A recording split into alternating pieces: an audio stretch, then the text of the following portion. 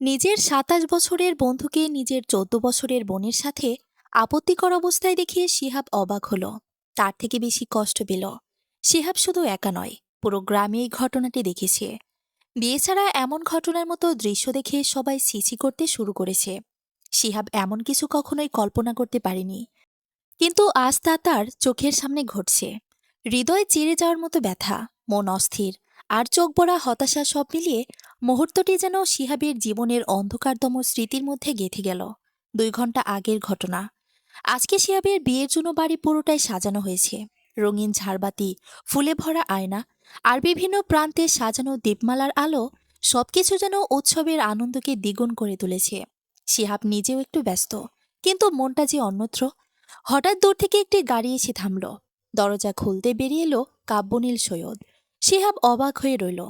নীলের সাথে তার মাঝে তুমুল জটিলতা চলছে অনেকদিন ধরেই, কিন্তু আজ হঠাৎ এমনভাবে উপস্থিত হওয়ায় সে তা মেনে নিতে পারছিল না।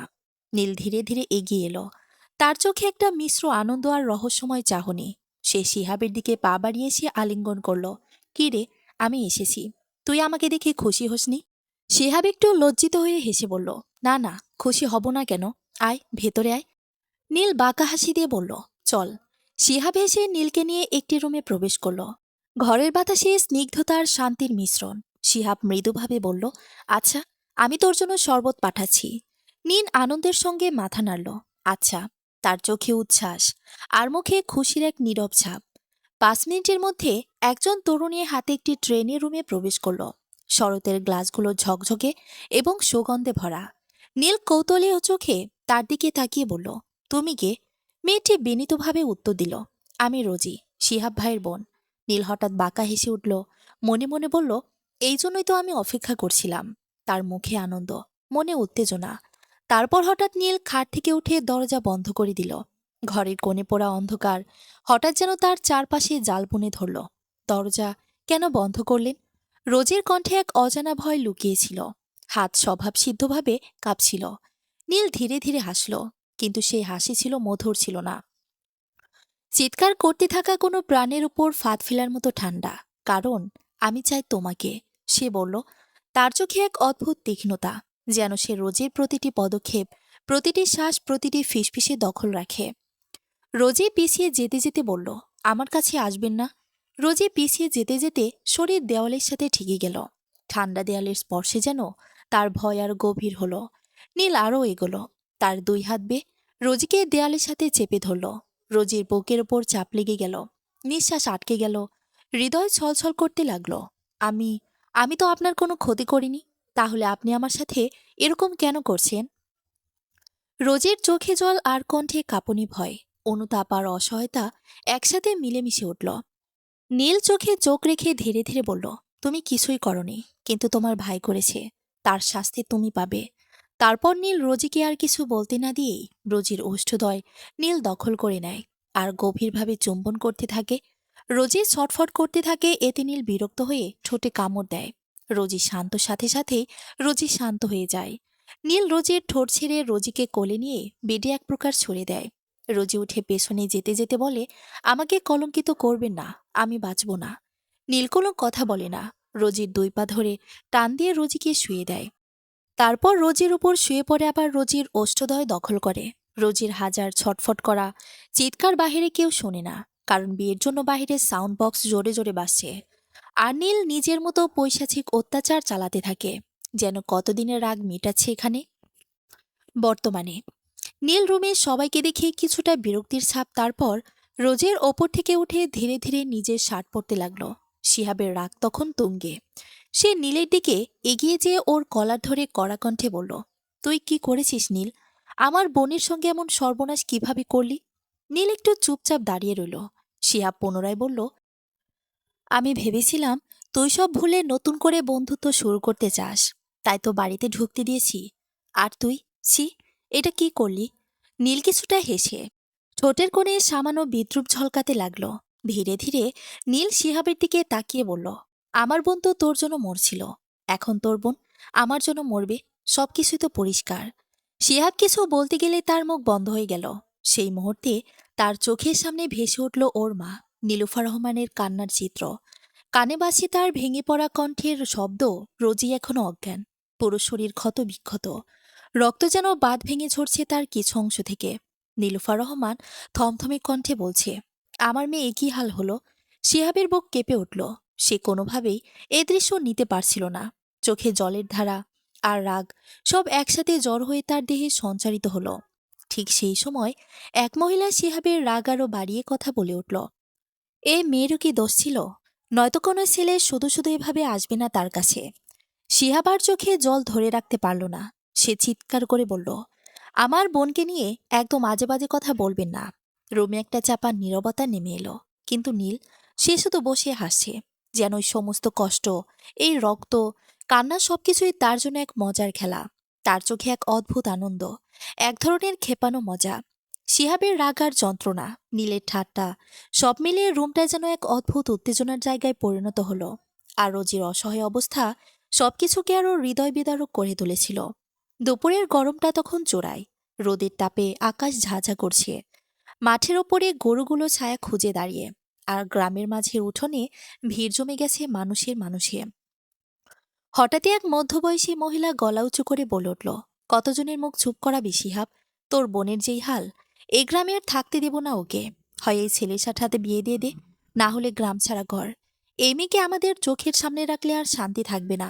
কথাগুলো যেন বাজের মতো নেমে এলো দুপুরের গরম বাতাসে। চারপাশে ফিসফিস শুরু হয়ে গেল। কারো চোখে ঘৃণা, কারো চোখে সহানুভূতি। শিহাব প্রথমে কিছু বলল না, কেবল নিঃশব্দে মহিলার দিকে তাকিয়ে রইল, চোখে আগুন। তারপর ধীরে মাথা ঘুরিয়ে তাকালো নীলের দিকে। নীল তখন দূরে দাঁড়িয়ে, ঠোঁটের কোণে হালকা হাসি, যেন এইসব কাণ্ড দেখে সে মজা পাচ্ছে। শিহাবের বুকের ভেতর রাগে আগুন দাউ দাউ করে জ্বলছে। ঠিক তখনই ভিড়ের মধ্য থেকে কান্নার শব্দ উঠল। নীলুফার রহমান রোজের পাশে বসে এখনো কাছে। তারপর আচমকা শরীর ঢলে পড়ল ফ্লোরে। মা! শিহাব চিৎকার করে দৌড়ে গেল। তাড়াতাড়ি মাকে কোলে তুলে নিয়ে বিছানায় শুয়ে দিয়ে কাপা গলায় বলল, মা, চোখ খোলো মা, কিছু বলো। কোনো সাড়া নেই। বাইরে তখনও গরম রোদ, পাখিরা নিশ্চুপ। শিহাব ধীরে ধীরে উঠে দাঁড়ালো। চোখে রক্ত উঠে গেছে, তবুও রাগ সামলে বলল, শিহাব আমার বোনকে তুই এমন করলি কেন নীল? শিহাবের গলা কাঁপছে রাগে আর শোকে। তুই কি সত্যি জানিস আমার জন্য তোর বোন মরেছে কিনা? নীল ঠোঁট বাঁকিয়ে হেসে বলল, হ্যাঁ, জানি, তোর জন্যই মরেছে আমার বোন। এক নিমিষে শিহাবের রাগ সীমা ছাড়িয়ে গেল। শিহাব এক ঝটকায় নীলের কলার চেপে ধরে বলল, আমার বোনকে তোর বিয়ে করতে হবে, কারণ তোর জন্যই আজকে ওর এই অবস্থা। নীল চোখে চোখ রেখে ঠান্ডা গলায় বলল, আজব, আমি কেন বিয়ে করব? আমার দোষটা কি? শিহাবের চোখ লাল হয়ে উঠল, তোর জন্যই আমার বোনের এই হাল। তুই যদি মানুষ হতি, আজ রোজই মরার মতো পড়ে থাকতো না। আর তুই বলছিস তোর কি দোষ? নীল আর কিছু বলল না। দুপুরের সূর্য তখন একদম মাথার ওপর, আর বাতাসে ঘুরে বেড়াচ্ছে অজানা ঝড়ের গন্ধ। 1 ঘন্টা পর রোজি নিঃশব্দে খাটের কিনারে বসে আছে। গরমে ঘাম ঝরছে, অথচ তার গায়ে মোটা একটা চাদর জড়ানো। শরীরটা কাঁপছে অদ্ভুতভাবে, ব্যথায় কিংবা লজ্জায়। চোখ দুটো লালচে, মুখ ফ্যাকাশে, ঠোঁট শুকিয়ে সাদা হয়ে গেছে, যেন এক মুহূর্তেই সব আলো নিভে গেছে তার জীবনের। খাটের ঠিক সামনের সোফায় সে বসে আছে নীল। ঠোঁটের কোণে স্পৃহ এক রেখা, চোখে কোনো অনুশোচনা নেই, যেন কিছুই ঘটেনি। মাঝে মাঝে ঘড়ির দিকে তাকাচ্ছে, তারপর নিঃশব্দে পায়ের আঙ্গুল নেড়ে সময় গুনছে। ঘরের বাতাসটা ভারী, একটা নিস্তব্ধতা যা চিৎকারে থেকে ভয়ঙ্কর। বাইরে উঠোনে লোকজন গুঞ্জন করছে, কেউ ফিসফিস করছে, কেউ আবার চোখে রাগ আর ঘৃণা মিশিয়ে ভেতরে তাকাচ্ছে। কিছুক্ষণ পর দরজা ঠেলে ঢুকলেন কাজী সাহেব, সাথে গ্রামের মেম্বার ফজলুল হক। দুজনের মুখে গম্ভীর ভাব, যেন একটা রায় ঘোষণার সময় এসে গেছে। ফজলুল হক গলা খাকারিতে বলল, এই ছেলে, তুমি কি ভাবছো একটা মেয়ের জীবন এভাবে শেষ করে পালিয়ে যেতে পারবে? এটা গ্রাম, শহর না। এখানে মান সম্মানই সবকিছু। তোমাকে এই মেয়েকে বিয়ে করতে হবে, আর এক্ষুনি। নীল এক মুহূর্ত তাকিয়ে রইল ফজলুল হকের দিকে।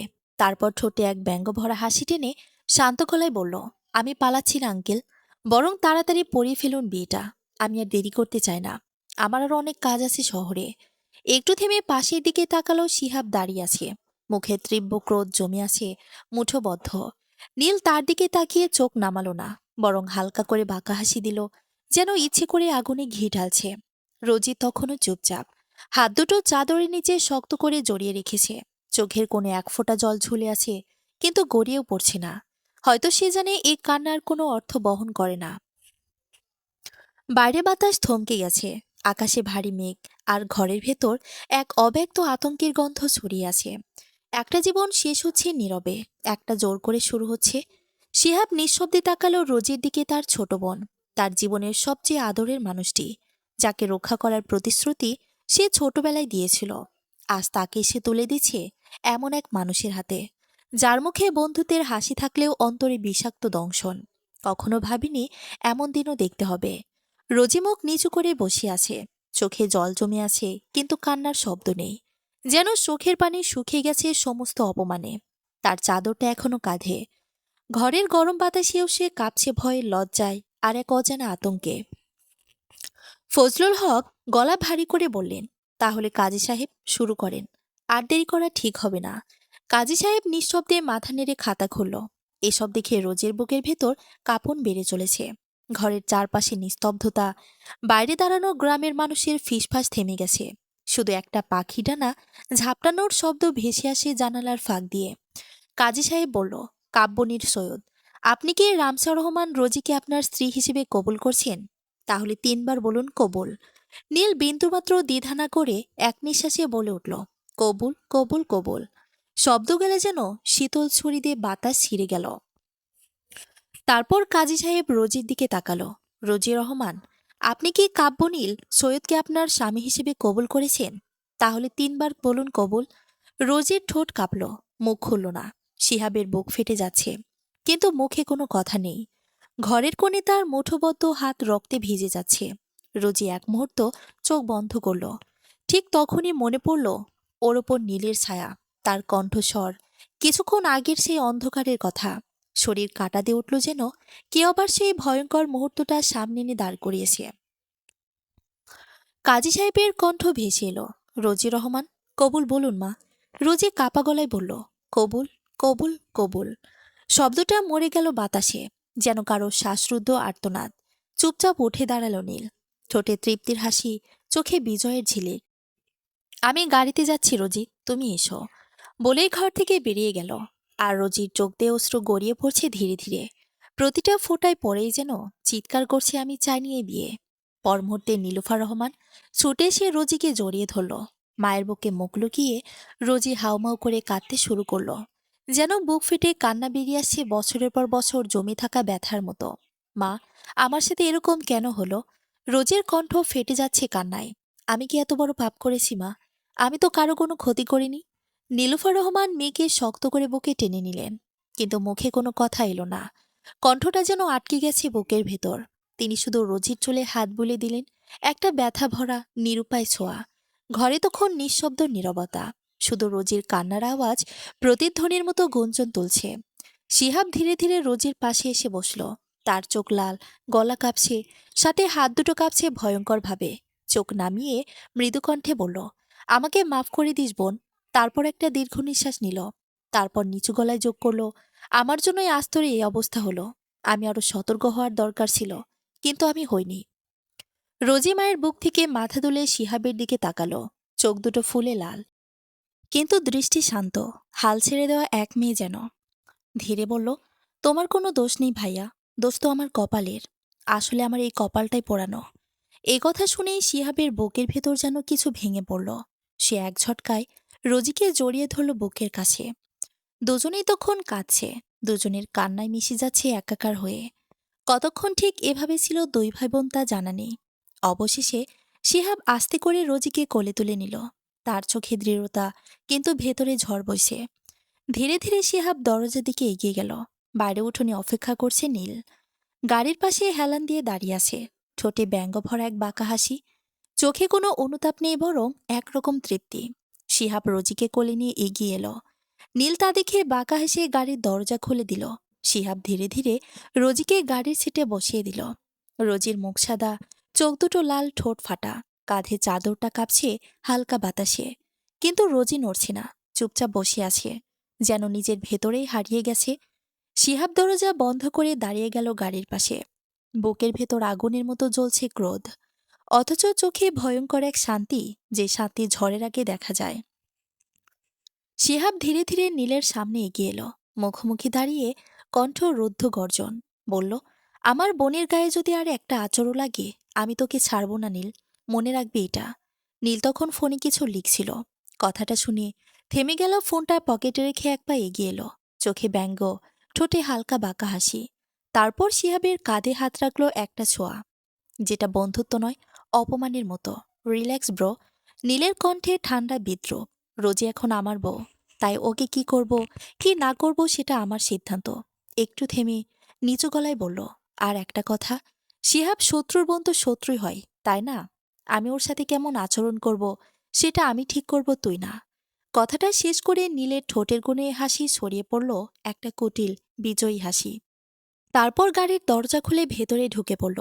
ইঞ্জিনের শব্দ ভেসে উঠল ঠান্ডা, যান্ত্রিক, কিন্তু শিহাবের বুকের ভেতর সেটা যেন তলোয়ারের মতো বাজল। গাড়িটা ধীরে ধীরে উঠোন পেরিয়ে মিলিয়ে গেল। শিহাব স্থির হয়ে দাঁড়িয়ে রইল, তার হাত মুঠো করা, জল শক্ত, চোখে জল নয় আগুন, রাগে, যন্ত্রণায় আর অপরাধবোধে বুকের ভেতরটা জ্বলছে। আমার জন্যই আজ তোর এই অবস্থা। রোজি মনের ভেতর প্রতিধ্বনি তুলল নিজেরই কণ্ঠ। বাতাস হঠাৎ থেমে গেল। শিহাব ধীরে মাথা নিচু করল। ঠোঁটে এক ফোঁটা ঠোঁটে এক ফোঁটা কাপা প্রতিজ্ঞা ফিসফিস করে উচ্চারণ করল, আমি তোকে ছাড়ব না নীল। একদিন তোর জন্য অবশ্যই হিসাব দিতেই হবে। নীলের হাত দুটো স্টিয়ারিংয়ে শক্ত করে ধরে গাড়ি চালাচ্ছে আপন মনে। রাস্তাটা সন্ধ্যার ম্লান আলোয় ধীরে ধীরে পিছলে যাচ্ছিল। বাতাস ঢুকে পড়ছে গাড়ির জানালার ফাঁক দিয়ে, কিন্তু গাড়ির ভেতরে বায়ুচাপা ঋদ্ধ ছিল, কিছু অমীমাংসিত। নীল সামনে তাকিয়ে থাকলেও চোখগুলো কাচের ওপর পাথরের মতো অচল, আঙ্গুলেরা স্পর্শ করছিল না, কেবল শক্ত হয়ে রয়েছে। রোজি পাশের সিটে বসে কাঁদছে, শুধু কান্না নয়, বরং কান্নার সঙ্গে মনের ভাঙন, লজ্জার ক্ষোভও মিশে হাতের গতিতে ভাঙছিল। ঘাড় মুচড়ে পাশের সিটে নীল তীক্ষ্ণভাবে তাকালো রোজির দিকে। নীলের মুখে রক্তবর্ণ কিছু নেই, কিন্তু চোখগুলোতে আগুনের মতো ব্যথা। নীলের কণ্ঠ প্রথমে কাঁপছিল, তারপর নীল কপাল কুঁচকে রাগী কণ্ঠে বলে উঠল, এই মেয়ে, কান্না বন্ধ করো। নীলকণ্ঠে তৃষ্ণার মতোই তিক্ততা মিশে গেল, নইলে মেরে তক্তা বানিয়ে ফেলব। কি হয়েছে, এভাবে ফ্যাস ফ্যাস করে কাঁদছ কেন? রোজির কান্না থেমে গেল, কিন্তু ঠোঁট কাঁপছিল। একটা দীর্ঘশ্বাস কেঁপে ওঠে রোজির গলায়, তারপর কণ্ঠ ঝরে পড়ল। রাগার তিক্ততার এক ভিন্ন স্বর, শব্দগুলো আর কাদার শব্দ নয়, বরং অভিযোগ সত্যের প্রকাশ। আপনি জানেন নাকি? সে আঙ্গুল তুলে নীলের দিকে দেখিয়ে বলল, চোখে অশ্রুর আলোর সঙ্গে কণ্ঠে তীব্রতা। আপনি আমাকে রেপ করেছেন, আর এখন গ্রামে আমার মা ভাই আগে সবাই অন্য চোখে দেখবে। আমার কথা তো বাদই দিলাম, আপনি এতটা জঘন্য ছি। শব্দটা গাড়ির ভেতর মহাশূন্যে একটা পাথর ফেলে দিল। নীরবতা কেটে যেতেই চাইলেই কাচের ফ্রেম ধরে ফিরে এলো এক বিশাল শব্দ। নীলের হাতে থাকা স্টিয়ারিং আটকে গেল। তার চোখগুলো ধীরে ধীরে তার মুখের পর ছেটে থাকা ঠান্ডা, অচেনা অভিব্যক্তিতে পরিণত হল। কয়েক মুহূর্ত নীরবতা, তারপর নীল হঠাৎ ব্রেক কষে ফেলল। জোরে গাড়ি থেমে গেল। হঠাৎ গাড়ি ব্রেক করায় রোজি টাল সামলাতে না পেরে সামনের দিকে ঝুঁকল। নীল মুহূর্তে তাকে ধরে ফেলে, তারপর গাড়ির সিটের সঙ্গে শক্ত করে চেপে ধরে। হঠাৎ নীলের রাগে চোখ চকচক করে, কণ্ঠে কম্পন এনে বলল, আমি কি জঘন্য? তার থেকে বেশি জঘন্য তোমার ভাইয়া, বুঝলে? রোজের দুই বাহু নীলের শক্ত হাতের আড়ালে অচেনা ব্যথায় কাঁপছিল। হাড়ের ভিতর পর্যন্ত শুয়ে যাওয়া সেই চাপে রোজি প্রায় মাথা হিলিয়ে ফেলল। তবু নিজের ব্যথাকে সামলে কণ্ঠে কম্পন মেশানো স্বরে বলল, আমার ভাই অন্তত কেউকে রেপ করেনি আপনার মতো। নীলের চোখে তীক্ষ্ণ অমানবিক আলো ঝিলমিল করল। হঠাৎ কণ্ঠে ঠান্ডা প্রতিটি শব্দে ঘাতকী চাপ মেশানো স্বরে বলল, তোর ভাই আমার ছোট বোনটাকে বাঁচাতে পারেনি, আর আমি আমি এখনো তোকে বাঁচিয়ে রেখেছি। ভাব, এটা কি তোর জন্য ভালো? রোজি কণ্ঠে আক্রোশ দিয়ে কেঁপে উঠে বলল, এভাবে কে বাঁচতে চায়? মেরে ফেলো আমাকে, কেন বাঁচিয়ে রেখেছেন আমাকে? নীল বাঁকা হাসে, চোখে এক লঘু অমানবিক ঠান্ডা ঝিলিক। ধীর স্বরে উত্তর দিল, কারণ আমি তোকে তিলে তিলে মারব। প্রতিটা সেকেন্ডে তুই আমার কানে বলবি মেরে ফেলুন, আর আমি তোর আর্তনাদ শুনব। কিন্তু আমি তোকে মারব না, বরং তোর যন্ত্রণা আরও বাড়িয়ে দেব। গাড়ির ভেতর হঠাৎ এক নির্বিঘ্ন সাইলেন্স নেমে এলো। শুধু বসার চামড়ার নরম স্যাটের আওয়াজ আর রোজির দ্রুত হৃস্পন্দনটা সামনে থেকে এসে কানে পড়ছিল। রোজির ঠোঁট ফাটা, চোখ ভরে জল, সে চেয়েছিল কাঁদতে, চেঁচাতে, কিন্তু নীলের আটসাত চেপে ধরার বাইরে সব এক দুর্বল নীরবতা হয়ে গেল। রোজি চোখের পানি ফেলতে ফেলতে বলল, আপনাকে আমি এতটাই ঘৃণা করি যার কোনো পরিমাপ নেই। নীল ঠোঁটের কোণে একপাশে হাসি টেনে বলল, ঘৃণারও একটা বিপদ আছে রোজি, সেটা হলো ভালোবাসা। সাবধান, এই ঘৃণার মাঝে আবার আমার জন্য ভালোবাসার কিছু অনুভব করে ফেলো না, তাহলে তুমি হারবে। রোজি কাপা কণ্ঠে বলল, ভালোবাসা শব্দটা ধর্ষণের মতো অপরাধীর পাশে মানায় না। আপনার নাম শুনলেও ঘৃণায় শরীর কেঁপে ওঠে। নীল এবার একটু নিচু স্বরে, তবুও কটাক্ষ মেশানো হাসিতে বলল, এই বয়সে আবেগ বেশি কাজ করে। 14 বছরের মেয়েরা অনেক কিছুই বোঝে না। সময় গেলে দেখবে তুমি নিজে নিজে অনুভবকে বিশ্বাস করতে পারবে না। কথা বলে নীল রোজির হাত থেকে তার হাত ছাড়িয়ে নিয়ে গাড়ির ইঞ্জিন চালু করলো। রোজি স্থির দৃষ্টিতে জানালার বাইরে তাকিয়ে বলল, আমার বয়স যতই আবেগের হোক না কেন, একজন ধর্ষণকারীকে আমি কোনোদিন ভালোবাসতে পারবো না, কখনোই না। গাড়ি ছুটে চলে গেল ধুলো উড়িয়ে। রোজির চোখে তখন শুধু ঘৃণা নয়, ছিল এক নিঃশব্দ প্রতিজ্ঞা, এই মানুষটার বিরুদ্ধে নিজের অস্তিত্বের লড়াই শুরু হবে এখানেই। সৈয়দ বাড়ি নামটি শুনলে একরাশ রহস্য আর ঐশ্বর্যের ছোঁয়া মনে আসে। পুরনো দিনের রাজকীয় গাম্ভীর্য আর আধুনিক সাজসজ্জার মিশ্রণে গড়া এই প্রাসাদটি যেন নিজের ইতিহাসের এক অংশ। গাড়িটি এসে থামল বিশাল লোহার গেটের সামনে। গেট খুলতেই চোখে পড়ল লম্বা রাস্তা, দুপাশে গাছের সারি, আর মাঝখানে নরম আলোর ঝলকানি। সন্ধ্যার হালকা আলোয় বাড়িটা যেন স্বপ্নের মতো লাগছিল। সাদা রঙের প্রাসাদ, বিশাল বারান্দা, আর সামনে থাকা ফোয়ারা থেকে জলের ছিটে বাতাসে মিশে এক অদ্ভুত শীতলতা ছড়াচ্ছিল। গাড়ির দরজা খুলে প্রথমে নামল নীল। কালো শার্ট আর ধূসর প্যান্টে তাকে লাগছিল অত্যন্ত গম্ভীর। তার পায়ের শব্দ যেন নিস্তব্ধ আকাশকেও চমকে দিল। তারপর ধীরে ধীরে নামল রোজি। গাড়ি থেকে নামতেই তার চোখ বিস্ময়ে বড় হয়ে গেল। এত সুন্দর একটা বাড়ি সে জীবনে কখনো দেখেনি। সে স্থির হয়ে দাঁড়িয়ে রইল, চোখ তার ছুটে চলল একদিক থেকে অন্যদিকে। বিশাল দোতলা বাড়ি, চকচকে জানালার কাজ, বারান্দায় ঝুলে থাকা আলো, আর চারপাশে নিখুঁত ফুলের বাগান, সব মিলিয়ে যেন রাজপ্রাসাদ। রোজের বিস্ময়ে হারিয়ে যাওয়া মুখ দেখে নীল ঠান্ডা কণ্ঠে বলল, এভাবে এখানে দাঁড়িয়ে থাকবে নাকি ভেতরে যাবে? নীলের কণ্ঠে যেন এক অদৃশ্য আদেশ ছিল। রোজি একটু আঁতকে উঠল, তারপর নিজের ধ্যান ভেঙে নিচের দিকে তাকালো। পায়ের নিচের পথটা হঠাৎ অনেক ভারী লাগলো তার কাছে। বুকের ভেতর অনিয়মিতভাবে ধুকপুক করছে, যেন প্রতিটি স্পন্দন তাকে মনে করে দিচ্ছে এবারের প্রতিটা দেওয়ালে কোনো না কোনো গল্প লুকিয়ে আছে। নীল এগিয়ে গেল ভারী পদক্ষেপে। রোজি ধীরে ধীরে তার পেছনে হাঁটতে শুরু করলো। রোজির মনে বারংবার একটা কথা ঘুরপাক খাচ্ছে, এবারের লোক ওকে দেখে কি বলবে? মেনে নিবে তো নাকি মানবে না? নীল মেইন দরজার কাছে যে কলিং বেল চাপ দিতেই এক মুহূর্তের মধ্যে দরজাটা ধীরে ধীরে খুলে গেল। দরজার ওপাশে দাঁড়িয়ে আছে সৈয়দ বাড়ির গৃহকর্ত্রী আমেনা সৈয়দ, নীলের মা। তার চোখে ঝলমলে স্নেহের ছায়া, মুখে ক্লান্তির রেখা। সাদার মধ্যে নীল কাজের শাড়ি পরেছে, হাতে রূপলি চুড়ি। ছেলেকে দেখেই তার মুখে হাসি ফুটল, কণ্ঠে উষ্ণতা। কিরে বাবা, তুই না বলেছিলে কাজের সূত্রে বিদেশ যাবি, তারপর 2 দিন পর ফিরবি, তাহলে এত তাড়াতাড়ি চলে এলি কেন? আমিনা সৈয়দ অবাক, তবে খুশিও বটে। ছেলেকে দেখার আনন্দ তার চোখে স্পষ্ট। কিন্তু ঠিক সেই মুহূর্তে তার দৃষ্টি পড়ল নীলের পেছনে দাঁড়িয়ে থাকা রোজির দিকে।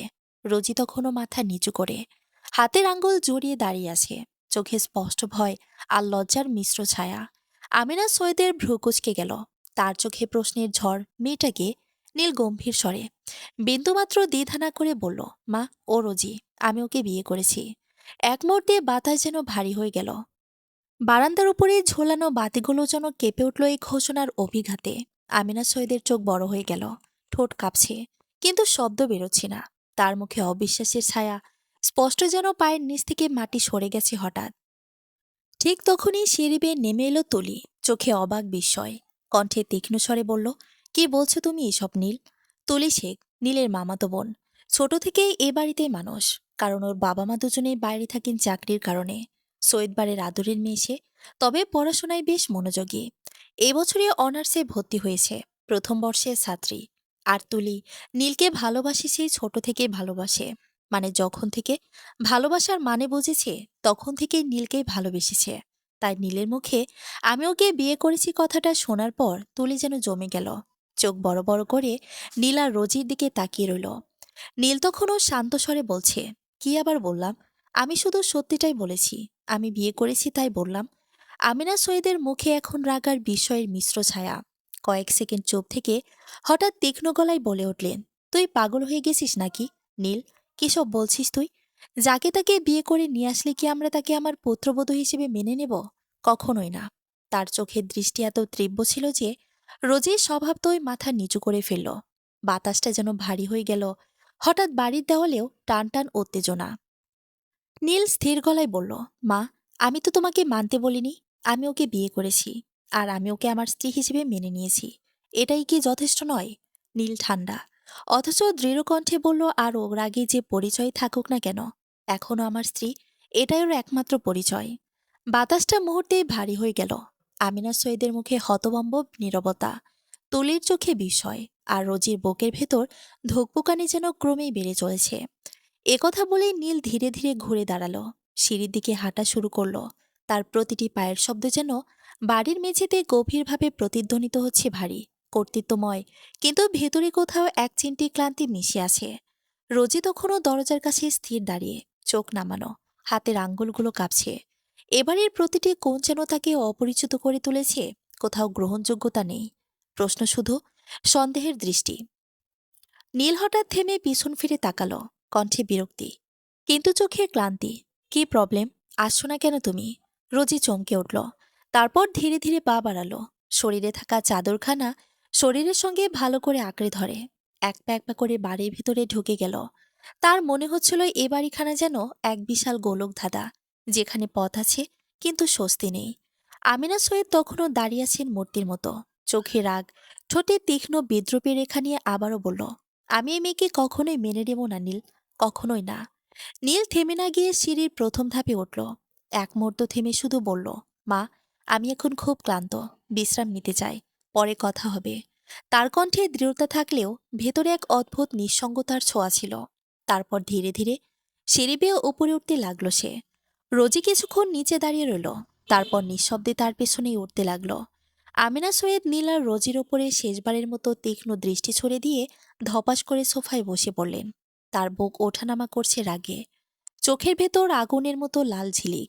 চারপাশের বাতাসে যেন হঠাৎ এক ধরনের অস্থিরতা ছড়িয়ে গেল। এতক্ষণ যে বাড়িখানা নীরব ছিল, সেটাও এখন যেন ভারী শ্বাস নিচ্ছে। তুলি দ্বিধাগ্রস্ত পায়ে এগিয়ে এলো। তারপর ফুপির পাশে গিয়ে বসল। মুখটা তার ফ্যাকাশে, চোখে কান্নার ঝিলিক, গলা কেঁপে উঠল উদ্বেগে। ফুপি, এখন আমার কি হবে? তুমি তো কথা দিয়েছিলে আমি হব নীল ভাইয়ার বউ। আমিনা সৈয়দ ধীরে ধীরে মাথা তুললেন। তার মুখে ঠান্ডা হাসি ফুটল, কিন্তু সেই হাসির ভিতর ছিল বিষের মতো প্রতিশোধ। চিন্তা করিস না মা, তিনি মৃদুস্বরে বললেন, আমি তোকেই নীলের বউ বানাবো। আমি দেখতে চাই ওই মেয়েটা কতদিন টেকে এই বাড়িতে। তুলি নিঃশব্দে ফুপির মুখের দিকে তাকিয়ে রইল। তার চোখে এক মুহূর্তের জন্য লজ্জা, তারপর হঠাৎ যেন ঈর্ষার এক ছায়া জেগে উঠল। নীলকে সে ছোটবেলা থেকে ভালোবাসে, হয়তো কথায় প্রকাশ করেনি কখনো, কিন্তু তার চোখ বলেছে অনেক কিছু। এখন সেই জায়গাটা দখল করেছে এক অপরিচিত মেয়ে, যাকে সে নিজের প্রতিদ্বন্দ্বী হিসেবে দেখছে। আমিনা সৈয়দের কণ্ঠে তখন দৃঢ়তার সঙ্গে শীতল বিদ্রুপ, এবারই আমার, এই নিয়মও আমার। নীল এখন আবেগে ভুল করেছে, কিন্তু খুব শীঘ্রই সে বুঝবে কোনটা ভুল আর কোনটা ঠিক।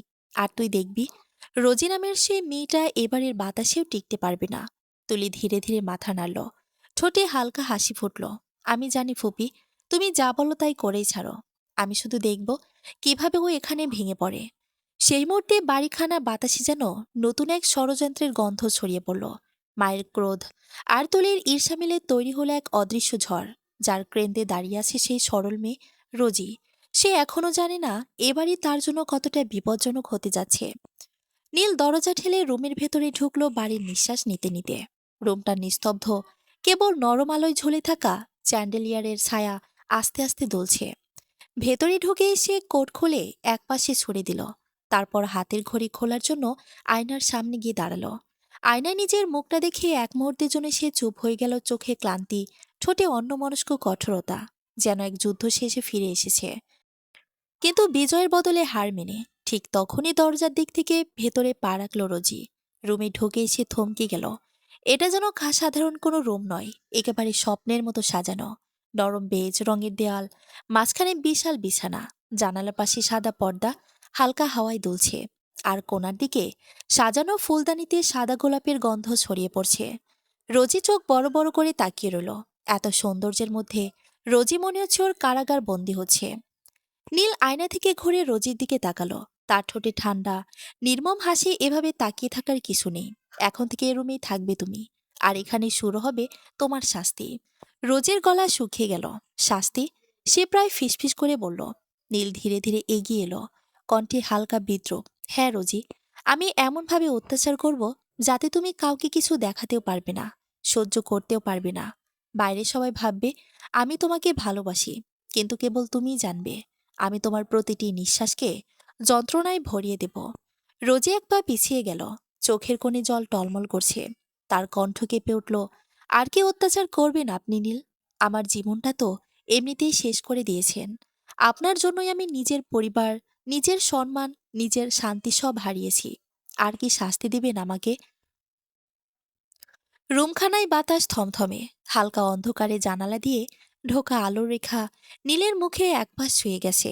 সেই আলো দেখা যাচ্ছে তার চোখে ক্রোধ নয়, এক ধরনের শীতল নিষ্ঠুরতা।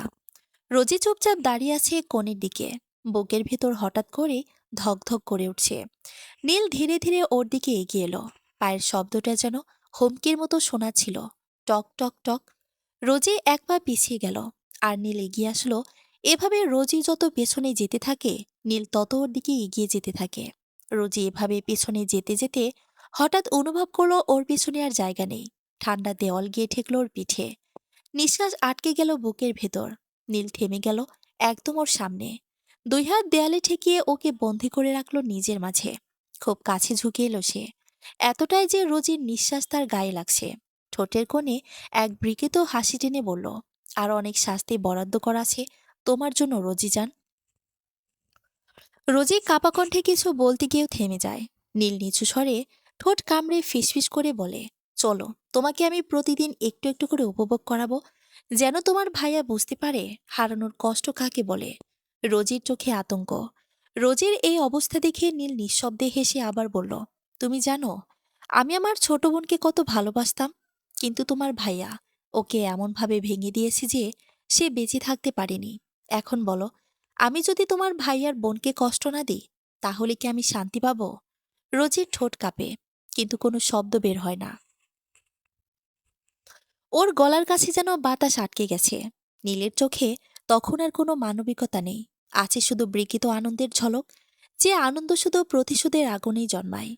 রুমখানা নিস্তব্ধ, বাতাস যেন থেমে গেছে। কেবল ঘড়ির কাঁটার ক্ষীণ শব্দ শোনা যায়, টিক টিক টিক। রোজি চোখ বন্ধ করে দাঁড়িয়ে আছে দেওয়ালের সাথে গা ঘেঁষ দিয়ে। রোজির নিঃশ্বাস দ্রুত হয়ে উঠেছে। বুকের ওঠানামা নীলের চোখে পড়ছে। চোখের পাপড়ি কাঁপছে হালকা বাতাসে, যেন ভয় নয়, কোনো অচেনা অস্থিরতায়। গোলাপি ঠোঁট দুটো কাঁপছে অনবরত, যেন কিছু বলতে চায়, অথচ শব্দগুলো গলা পেরিয়ে বেরোতে পারছে না। নীল একদৃষ্টিতে তাকিয়ে থাকে রোজির দিকে। মুহূর্তের মধ্যে কে যেন হয় তার ভেতরে। রোজের মুখে চোখের পাপড়ির হালকা নড়াচড়া, ঠোঁটের সেই কাঁপন, গালের উপর ঝরে পড়া চুলের এক কোঁচা, সবকিছু যেন নীলকে হিপনোটাইজ করছে। নীলের দৃষ্টি ধীরে ধীরে গাঢ় হয়ে ওঠে।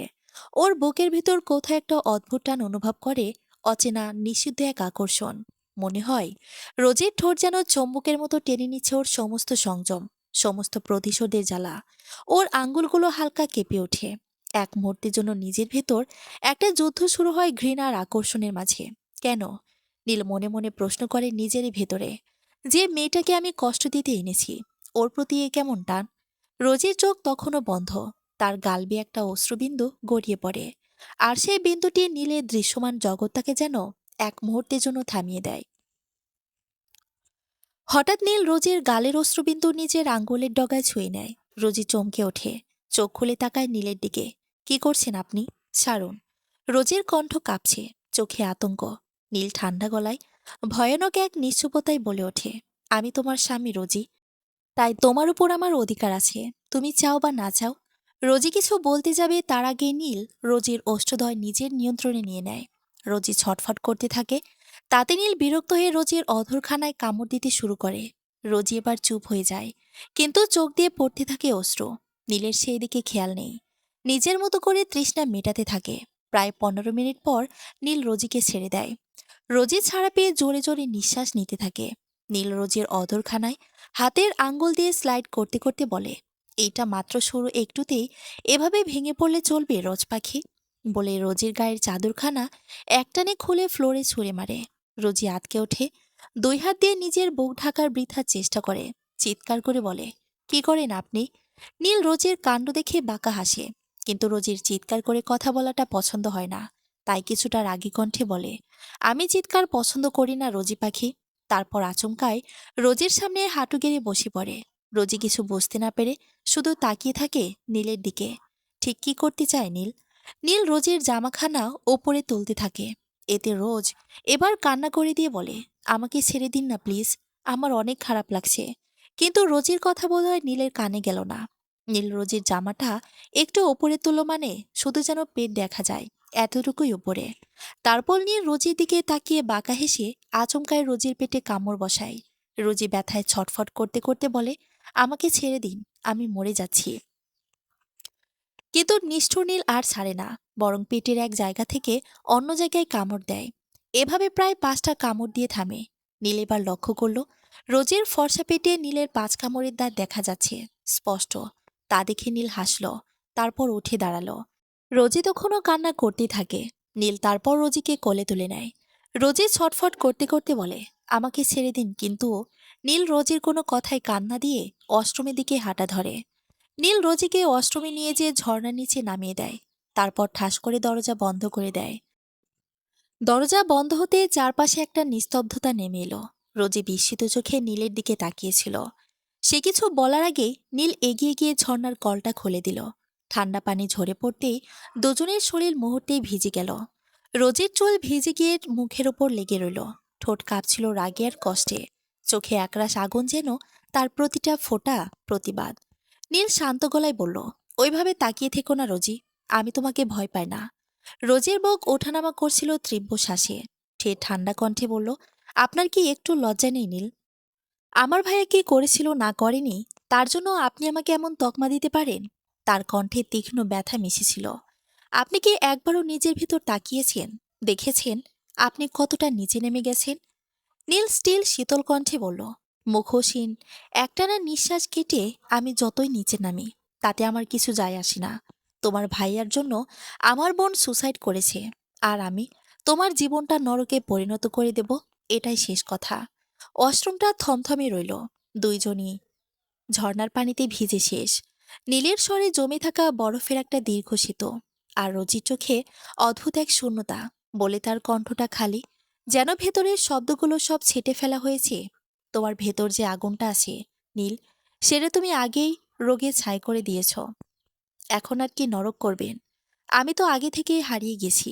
আমার সতীত্ব আপনি নষ্ট করেছেন। নীলের চোখে কোনো অনুশোচনার ছায়া নেই। তার কণ্ঠে স্থিরতার একটা জবরদস্ত হিমশীতলতা।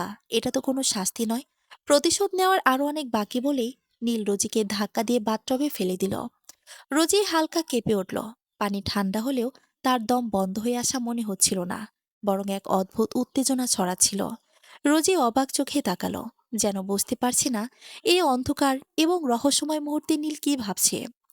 নীল হেসে হঠাৎ কাছাকাছি এলো। তার হাসিটা মৃদু, কিন্তু সেই হাসিতেই যেন রোজের রক্তের স্রোতটা থেমে যাচ্ছে। আরো অনেক কিছু আছে নীল ফিসফিস করে বলল। তার চোখে অদ্ভুত উষ্ণতার ঝলক দেখা যাচ্ছিল, কিন্তু সেই সাথে একটা অজানা গাঢ় শক্তি। রোজের হাত আর পা যেন নিজেরাই আটকে যাচ্ছে। নীল নিজের প্যান্টের বেল খুলে রোজের হাত শক্ত করে বাধা দিল। রোজি কল্পনাতীত উত্তেজনা আর ভয় দুটোর এক অনিন্দ সুন্দর মিশ্রণে শুধু তাকিয়ে থাকতে পারল। নীলকে আর কাছে পেয়ে তার ছায়ার মতো স্পর্শ এবং ফিসফিসানো কথা রোজির হৃদয়কে দ্রুত স্তম্ভিত করল। তারপর নীল হঠাৎ করে ওয়াশরুমের থেকে বেরিয়ে গেল, হাতে একটি বালতি নিয়ে। রোজি চোখ বড় করে তাকিয়ে রইল। তারপর সুযোগে রোজি উঠে দাঁড়ানোর চেষ্টা করল, কিন্তু হাতগুলো বাঁধার কারণে তার হৃদয়টা অস্থির হয়ে উঠল। ঠোঁটগুলো কাঁপছিল। প্রায় 5 মিনিট পর নীল ওয়াশরুমে ঢুকলো বালতিতে ভর করে আনা বরফ নিয়ে। রোজির চোখে শীতল আতঙ্কের ছায়া পড়ল। কাঁপা কাঁপা কণ্ঠে, চাহনিতে অল্প অবিশ্বাসের ছাপ নিয়ে সে জিজ্ঞেস করল, এগুলো দিয়ে কি করবেন আপনি? নীলের চোখে অদ্ভুত এক আলো জ্বলল। প্রতিটি ধাপ ধীরে ধীরে, যেন কোনো পরিকল্পনা মাথায় স্পষ্টভাবে খচিত। বালতিতে ঝোলাতে ঝোলাতে সে রোজির দিকে এগিয়ে গেল, আর রোজের বুকটা যেন এক মুহূর্তের জন্য থেমে গেল। নীল রোজের কাছে যে কোনো শব্দ না করে বালতিটা উঁচু করে ধরে নিল। রোজি হঠাৎ দেখল তার উপর বরফ ঢেলে দেওয়া হচ্ছে। প্রতিটি কণার ঠান্ডা স্পর্শ যেন সরাসরি হাড়ে লেগে গেল। শরীর যেন অচেতন হয়ে কেঁপে উঠল। এতক্ষণ পানিতে ভিজে থাকা রোজির দেহ শীতের তীব্রতায় আরো নড়েবড়ে হয়ে গেল। রোজি কিছু বলতে চাইল, কণ্ঠ গলায় আটকে রইল, চোখে পানি জমে এলো। শীতের আঘাত হঠাৎ ঘটানো এ আচরণ সব মিলিয়ে তার মনে এক অদ্ভুত আতঙ্কের ঢেউ উঠল। হৃদয় তীব্র গতি দিয়ে ধুকপুক করতে লাগলো, আর হাত পা যেন নিজে থেকেই কাজ করছিল না। নীল চুপচাপ কোনো বিবেচনা না করে ধীর পায়ে অশ্রমের দিকে ফিরে গেল। রোজি শীত আর অপ্রত্যাশিত আঘাতের মধ্যে নিজের অবস্থান সামলানোর চেষ্টা করছিল। কয়েক মুহূর্তের মধ্যে মনে হলো সময় স্থির হয়ে গেছে। আর নীল তাড়াহুড়ো করে রুমে ফিরে এসে দ্রুত ড্রেস পরল। তারপর চুপচাপ, যেন কারো নজর এড়িয়ে, রুমের দরজা খুলে বেরিয়ে গেল। হৃদয়টা এখনো তীব্র কাঁপুনি করছে। শীতের শোকে ভরা আর মনে আর অবিশ্বাসের অদ্ভুত মিশ্রণ। অফিসের লিফটের দরজা ধীরে ধীরে খুলে গেল। বাইরে পা রাখতেই ঠান্ডায় এয়ার কন্ডিশনের হালকা বাতাস নীলের মুখে এসে লাগলো। চারপাশে দিনের শেষে ক্লান্ত এক নিস্তব্ধতা, কম্পিউটারের কিবোর্ডের টিকটক শব্দ, কারো নরম কাশির আওয়াজ, আর মাঝে মাঝে টেলিফোনের একঘেয়ে রিংটোন। নীল কোনো দিকে না তাকিয়ে সোজা নিজের কেবিনে গিয়ে হাঁটতে লাগলো। তার মুখে আজও সেই নিরাবেগ ভাব, যেন পৃথিবীর কিছুই তার ভেতরে ঢোকে না। কেউ অভ্যর্থনা জানালো না, কেউ সাহস পেল না জিজ্ঞেস করতে, স্যার, আপনি হঠাৎ সন্ধ্যায়? রোশো ঠিক তখনই কনফারেন্স রুম থেকে বেরোচ্ছিল। দরজার ফাঁক দিয়ে নীলকে দেখতে পেয়ে সে থমকে গেল। অবাক চোখে তাকিয়ে রইল কিছুক্ষণ। এটা কি সত্যি নীল স্যার? নিজের মনে ফিসফিস করে বলল রোশো। রোশো নীলের অ্যাসিস্ট্যান্ট। সকালে তো নীল নিজেই বলেছিল আজ খুব জরুরি কাজ আছে, অফিসে আসবে না। রোশো তখন ভেবেছিল হয়তো কোনো ব্যক্তিগত ব্যাপার, তাই দিনভর অফিসের সব কাজ নিজের কাঁধে তুলে নিয়েছিল। কিন্তু এখন এই অপ্রত্যাশিত উপস্থিতি, সন্ধ্যা, ছুঁই ছুঁই, সময়ের রোশোর মনে কৌতূহল আর উৎকণ্ঠা দুটোই জাগিয়ে তুলল। নীল কোনো কথা না বলে দরজা ঠেলে নিজের কেবিনে ঢুকে গেল। এক মুহূর্তের জন্য রোশোর দিকে তাকালো না। দরজাটা ধীরে ধীরে বন্ধ হয়ে গেল, যেন একটা সীমারেখা টেনে দিল নীল আর বাকি পৃথিবীর মধ্যে। রোশো কিছুক্ষণ দাঁড়িয়ে রইল করিডরে, চোখ স্থির কেবিনের দিকে। নীলের এই আচরণ আজকাল ওর অচেনা লাগছে। চেনা মানুষটা যেন ধীরে ধীরে বদলে যাচ্ছে। চোখের গভীরে জমে থাকা অজানা কোনো ভার যেন দিন দিন আরো ঘন হয়ে উঠছে। রোশোর মাথায় প্রশ্ন ঘুরপাক খেতে লাগলো। সকালে না বলেছিল কাজ আছে, তাহলে এখন হঠাৎ অফিসে আসার মানে কি? আর এমন চুপচাপ কেন? তার ভেতরে একটা অজানা অস্বস্তি জন্ম নিতে লাগলো, যেন নীলের এই নীরব উপস্থিতির ভেতর লুকিয়ে আছে কোনো গোপন ঝড়ের পূর্বাভাস। কিছুক্ষণ পর রোশো ধীরে ধীরে নিজের কেবিনে ফিরে গিয়ে গভীর একটা শ্বাস নিল। মনে অজানা হাজার প্রশ্ন ঘুরপাক খেলেও অফিসের কাজ তো থেমে থাকবে না। তাই মাথা ঝাঁকিয়ে সব ভাবনা একপাশে সরিয়ে দিল সে। টেবিলের উপর ছড়িয়ে থাকা ফাইলগুলো এক এক করে গুছিয়ে নিতে লাগলো। দিনভর কার কার মিটিং হয়েছে, কোন প্রজেক্টের রিপোর্ট জমা পড়েছে, ক্লায়েন্টদের কল নোটস, সবকিছু একত্র করল নীলের জন্য। একটা সময় ফাইলের গুচ্ছটা যখন সম্পূর্ণ হলো, রোশো ঘড়ির দিকে তাকালো। সন্ধ্যা পেরিয়ে গেছে বেশ কিছুক্ষণ। কাচের দরজার ওপাশে নীলের কেবিনে তখন হালকা আলো জ্বলছে। সাদা দেওয়ালে তার ছায়া পড়েছে দীর্ঘ নিরুত্তাপ। রোশো ধীরে ধীরে হাঁটতে লাগলো নীলের কেবিনের দিকে। হাতে ফাইলগুলো নিয়ে নীরব করিডোর পেরিয়ে গেল নীলের কেবিনের সামনে। কিছুক্ষণ থেমে দাঁড়িয়ে রইল, মনে হলো দরজার ওপাশে যেন নিঃশব্দে সময় থমকে আছে। তারপর কাচের দরজায় ধীরে টোকা দিল, ঠুক ঠুক। ভেতরে বসে থাকা নীল একটু নড়ে চড়ে বসল। টেবিলের ওপরে রাখা কলমটা হাতে নিয়ে আঙ্গুলে ঘোরাতে ঘোরাতে সে এক মুহূর্ত চোখ বন্ধ করেছিল। দরজার শব্দে চোখ খুলল। মুখে কোনো অভিব্যক্তি নেই, কণ্ঠে স্বাভাবিক ভঙ্গি, কামিন। রোশো দরজা খুলে ভেতরে ঢুকল। কেবিনে হালকা কফির গন্ধ। জানালার পাশে অন্ধকার নেমে এসেছে পুরোপুরি। নীলের সামনের টেবিলের ওপর ফাইলগুলো একসাথে রাখল রোশো। তারপর নরম কণ্ঠে বলল, স্যার, আজ সারাদিনের কাজগুলো এগুলো, সব রিপোর্ট আপডেট করা আছে। নীল মাথা একটু নাড়ল। চোখের দৃষ্টি ফাইলের ওপর স্থির, কিন্তু কোথাও যেন মন নেই। গম্ভীর কণ্ঠে বলল, আচ্ছা তুমি যাও, আমি চেক করে নেব। রোশো নীলের কথা শুনে বেরিয়ে যাওয়ার জন্য পা বাড়িয়েছিল, কিন্তু পা যেন আটকে গেল। কেবিনের ভেতরে এক অদ্ভুত ভারী নীরবতা, যা শুধু বাতাস নয়, কিছু অজানা কথার ভারে আরো ভারী লাগছে। এক মুহূর্তের দ্বিধা শেষে সে আবার ঘুরে দাঁড়ালো। নীল তখনও টেবিলের পাশে চুপচাপ বসে, চোখ ফাইলের উপর স্থির, কিন্তু মন যেন অনেক দূরে। রসু গভীর শ্বাস নিল, তারপর নরম কণ্ঠে বলল, স্যার, একটা কথা বলবো? নীল ভ্রু একটু কুঁচকি তাকালো, কণ্ঠে স্বভাবসুলভ শীতলতা। বলো। রসু একটু থমকালো, তারপর সাহস সঞ্চয় করে বলল, স্যার, আপনার কি কিছু হয়েছে? আজকে আপনাকে অদ্ভুত লাগছে। মানে, আগের মতো লাগছে না। নীল মুখ ঘুরিয়ে জানালার বাইরে তাকালো। শহরের আলো ঝলমল করছে নিচে। এক ফোঁটা নিঃশ্বাস ছেড়ে বলল, আমার আবার কি হবে রসু? রসু ধীরে ধীরে বলল, জানি স্যার, আমি শুধু আপনার অ্যাসিস্ট্যান্ট। আপনার ব্যক্তিগত ব্যাপারে জানার অধিকার আমার নেই। তবুও যদি বলতেন কি হয়েছে, হয়তো আমি আপনাকে হেল্প করতে পারতাম। নীল কিছুক্ষণ চুপ রইল, যেন রসুর কথাগুলো বাতাসে ভেসে আসে কিছু বলবে কিনা সেই দ্বিধায়। তারপর হঠাৎ সে নিজের চেয়ার থেকে ধীরে ধীরে উঠে দাঁড়ালো। পায়ের আওয়াজে কেবিনের নীরবতা আরও গভীর হয়ে গেল। নীল কয়েক পা হেঁটে এসে রসুর সামনে দাঁড়ালো। চোখে এক অজানা ঝড়, ঠোঁটে একরাশ মৃদু ব্যঙ্গ, কণ্ঠটা নিচু কিন্তু তীক্ষ্ণ। কি যেন বললে তুমি? তুমি আমার অ্যাসিস্ট্যান্ট, তাই না? আমার ব্যাপারে জানার কোনো অধিকার নেই, তাই তো? রসু মাথা দুই পাশে নাড়ালো, মানে না। নীলের মুখে তখন অনর, অথচ চোখের গভীরে জমে আছে এক দগদগে উত্তাপ। হঠাৎ কোনো পূর্বাভাস ছাড়াই ঠাস একটা তীক্ষ্ণ শব্দ কেবিনের নিস্তব্ধতা ভেঙে ছড়িয়ে পড়ল চারপাশে। রসুর মাথা হালকা দুলে গেল, চোখ বিস্ময়ে বড় হয়ে গেল, গালে আগুনের মতো ব্যথা। কিন্তু তার চেয়েও গভীর হলো ভেতরের ধাক্কা। রসু কিছুক্ষণ স্থির দাঁড়িয়ে রইল, তারপর ধীরে গালে হাত রেখে তাকালো নীলের দিকে। নীলের বুক ওঠানামা করছে দ্রুত, যেন কোনো অদৃশ্য ক্রোধ তার ভেতর জ্বলে উঠেছে। কণ্ঠে হালকা কাঁপুনি, কিন্তু গম্ভীরতা এখনো অটল। যেদিন থেকে তুমি আমার অ্যাসিস্ট্যান্ট হলে, সেদিন প্রথমে একটা কথা বলেছিলাম আমি। রসু কিছু বলতে পারল না, শুধু চেয়ে রইল নীলের দিকে। নীল এক পা এগিয়ে এলো, চোখে যেন আগুনের রেখা।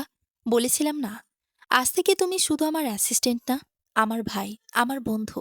এক মুহূর্তের নীরবতা। কেবিনের বাইরে শহরের আলো ঝলমল করছে, অথচ ভেতরে যেন অন্ধকার ঘনিয়ে এসেছে। রসুগালে হাত রেখে নিচু কণ্ঠে বলল, জি স্যার, বলেছিলেন। নীল গভীর শ্বাস নিল, তারপর ধীরে বলল, আমার জীবনের সব কথা, সব যন্ত্রণা তোমার সাথেই তো ভাগ করি, তাই না?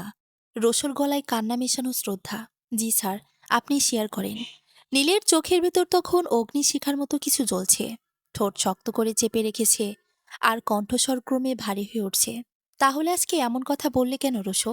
শব্দগুলো ছিল না, কেবল প্রশ্ন ছিল তীরের মতো ধারালো, রাগে, কষ্টে, আর ভেতরের কোনো অজানা বিশ্বাসভঙ্গের আঘাতে ভরা। রসু মাথা নিচু করে দাঁড়িয়ে রইল, তার গলা শুকিয়ে গেছে, হাত এখনো গালে। ব্যথার চেয়ে বেশি লজ্জা আর অনুতাপের দহন তাকে ঘিরে ফেলেছে। ধীরে ধীরে বলল, রসু, সরি স্যার, আমি ভুল বলেছি। আর কোনোদিন এমন কিছু বলবো না, কোনোদিনও না। কিন্তু নীলের চোখে ততক্ষণে সেই ক্ষমা পাওয়ার অবকাশ নেই। তার বুক ওঠানামা করছে রাগে, কণ্ঠস্বর গর্জে উঠল, এখন বের হও আমার কেবিন থেকে। তোমার মুখ দেখতে চাই না আমি। শেষ কথাটা যেন বজ্রপাতের মতো পড়ল রসুর ওপর। ধমকের সেই তীব্র শব্দে কেবিনের নিস্তব্ধতা মুহূর্তে ভেঙে চুরমার হয়ে গেল। রসু এক মুহূর্তের জন্য স্থির দাঁড়িয়ে রইল। তার চোখে জল চলে এসেছিল, কিন্তু কোনো কথা বলল না। শুধু একবার নীলের দিকে তাকালো, সেই মানুষটার দিকে, যাকে সে শ্রদ্ধা করত, বিশ্বাস করত, যাকে বন্ধু মনে করত। কিন্তু এখন নীলের মুখে শুধু রাগ, কষ্ট। রসু ধীরে ধীরে দরজা দিকে এগিয়ে গেল, তার পায়ের শব্দ খুব ক্ষীণ, যেন কাচের মেঝেতে এক একটি ফিসফিসে প্রতিধ্বনি। আর ধীরে ধীরে নীল নিজের চেয়ারে যেয়ে বসল। টেবিলের উপর হাত দুটো শক্ত করে চেপে রেখেছে, চোখ বন্ধ, বুকের ভেতর ক্রোধের ঢেউ আছড়ে পড়ছে। নীলের জানে, রাগ উঠলে নিজেকে চিনতে পারে না, কথা বলে ফেলে যা বলা উচিত নয়।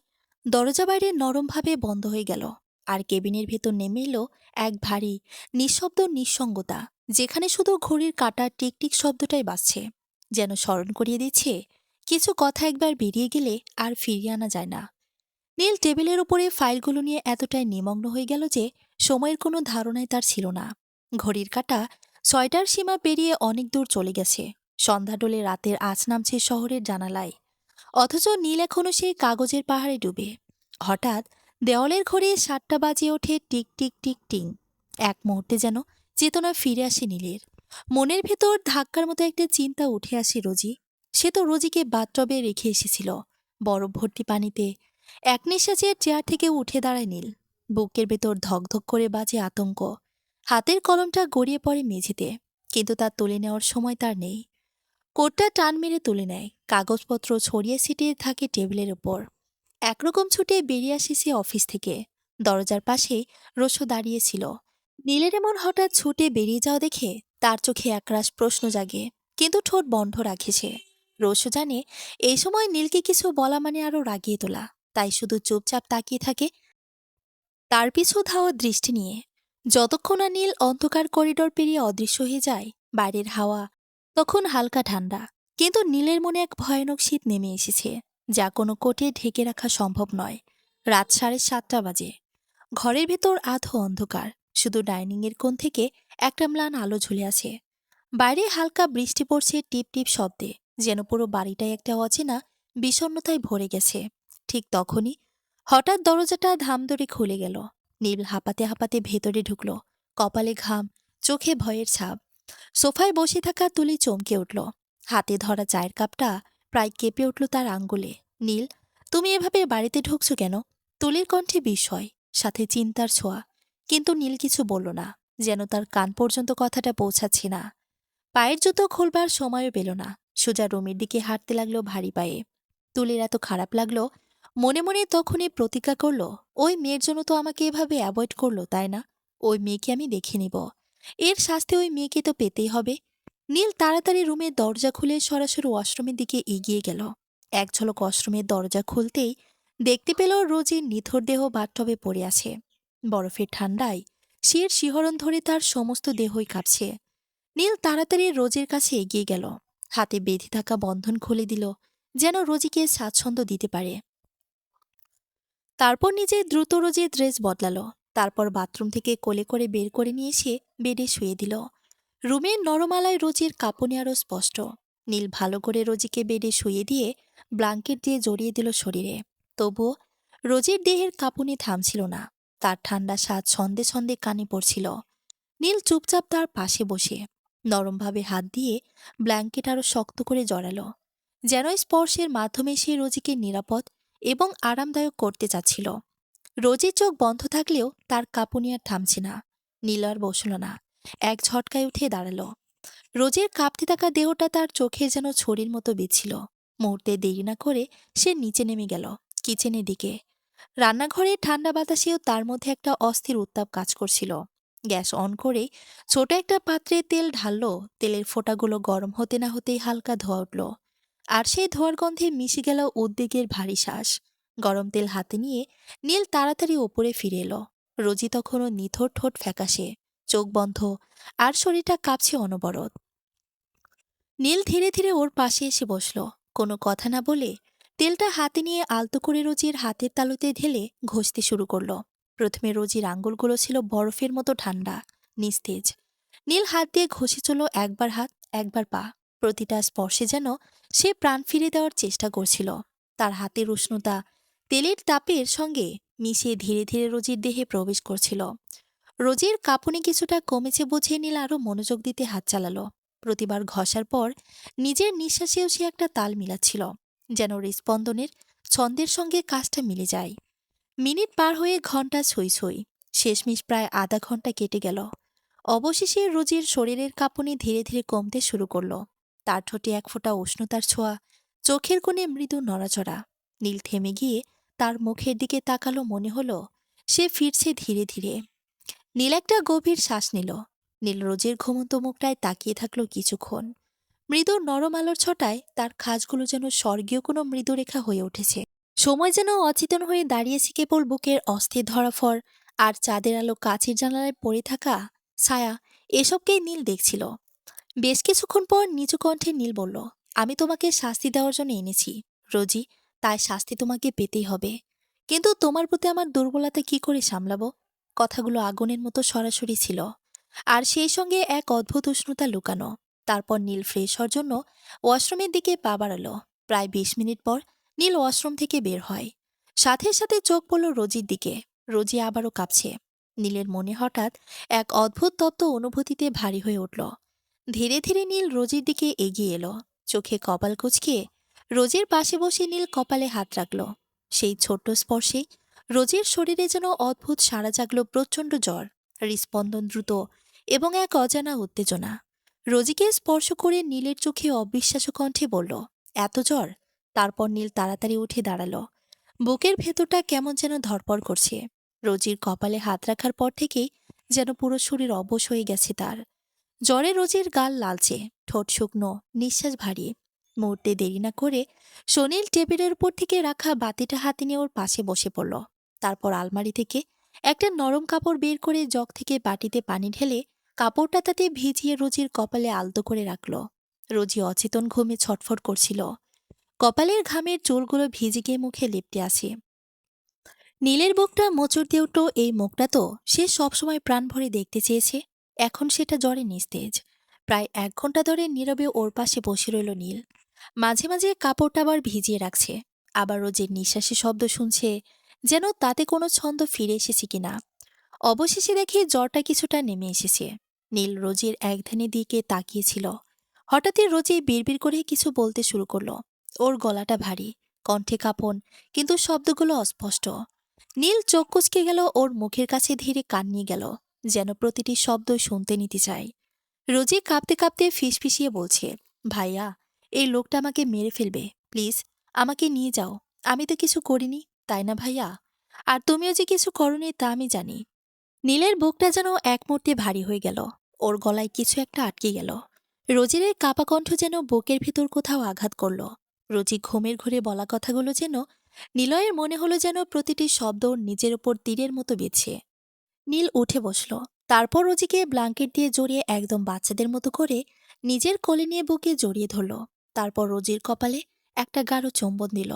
এই স্পর্শে যেন রোজির সারা দেহ কেঁপে উঠল হালকা। তারপর নীল ঘুমন্ত রোজির দিকে তাকিয়ে গভীর নিঃশ্বাস ফেলল। রোজি তখনও গভীর ঘুমে, মুখে ফ্যাকাশে, আর চোখের নিচে ক্লান্তি রেখা। নীলের মনে হলো এই মুখটাই ওকে প্রতিদিন ঘুমহীন করে রাখে। এই মুখটাই ওর ভেতরের ঝড়ের কারণ। নীলের গলায় এক ধরনের ভার জমে উঠল। নিচু স্বরে বলল, জানো রোজি, আমি তোমাকে ভালোবাসি অনেক আগে থেকেই। যখন তোমাকে প্রথম দেখেছিলাম তখন তোমার বয়স খুব কম ছিল, মাত্র 10 বছর। ছোট্ট সরল একটা মেয়ে। কিন্তু সেদিনই যেন কিছু একটা ভেতরে নড়ে চড়ে উঠেছিল। এক অদ্ভুত অনুভূতি, যা আমি তখনও বুঝতে পারিনি। নীলের কণ্ঠ কাঁপন, চোখে অতীতের ঝলক। তুমি ছিলে হাসি খুশি, দুষ্ট এক পিচ্ছি মেয়ে। আর আমি জানি না কেন, তোমাকে দেখলেই মনে হতো আমার ভেতরটা কেমন যেন নরম হয়ে যায়। হয়তো সেটা ভালোবাসা ছিল না, কিন্তু তোমাকে না দেখলে কেমন যেন কিছু একটা অপূর্ণ থাকতো। সেদিন থেকেই তুমি আমার ঘুম কেড়ে নিয়েছিলে। রোজি জানো, আমি যতই দূরে যেতে চেয়েছি ততই তোমার মুখটা আমার সামনে ভেসে উঠেছে। তারপর নীল একমাত্র নীরব রইল। রোমজোরে নিস্তব্ধতা, শুধু বাতির মৃদু আলো, রোজির নিঃশ্বাসের নরম শব্দ। কিছুক্ষণ পর নীলের ঠোঁট কাঁপল, যেন নিজের ভেতরে আটকে থাকা কথাগুলো আর ধরে রাখতে পারছে না। নিচু স্বরে বলল, জানো রোজি, একদিন তোমার কথা আমি আমার বোনকে বলেছিলাম। কথা বলতে বলতে নীলের চোখের সামনে ভেসে উঠল সেই দিনটা। সন্ধ্যার নরম আলো, বোনের মুখে মিষ্টি হাসি, আর নিজের বুকের ভেতর এক অদ্ভুত স্বীকারোক্তির ভার। ও খুব অবাক হয়েছিল শুনে। নীলের কণ্ঠ ভারী হয়ে এলো। বলেছিল, ভাই, তুমি পাগল নাকি? তোমার হাঁটুর বয়সের মেয়েকে ভালোবাসো? কিন্তু জানো, রাগ করেনি, বরং হেসে ফেলেছিল শেষে। বলেছিল, হয়তো এটাই নিয়তি। একটু থেমে নিল নীল। রোজির মুখের দিকে তাকিয়ে থাকলো কিছুক্ষণ। তারপর ফিসফিসিয়ে বলল, ও খুশি হয়েছিল কারণ কারণ আমার বোন তো তোমার ভাইকে ভালোবাসতো। ওর মনে হয়েছিল, যদি তুমি আমাদের বাড়িতে আসো আর ও তোমাদের বাড়িতে যায়, তাহলে হয়তো এই দুই পরিবার এক হয়ে যাবে। ওর কণ্ঠ থেমে গেল সেখানে, যেন কোনো অদৃশ্য দেওয়ালে এসে দাঁড়ালো বুকের ভেতর। চোখের কোণে জমে থাকা জল হঠাৎ গড়িয়ে পড়ল গাল বেয়ে।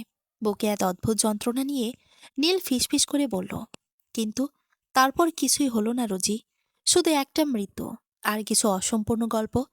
রুমখানা যেন আরো নীরব হয়ে গেল।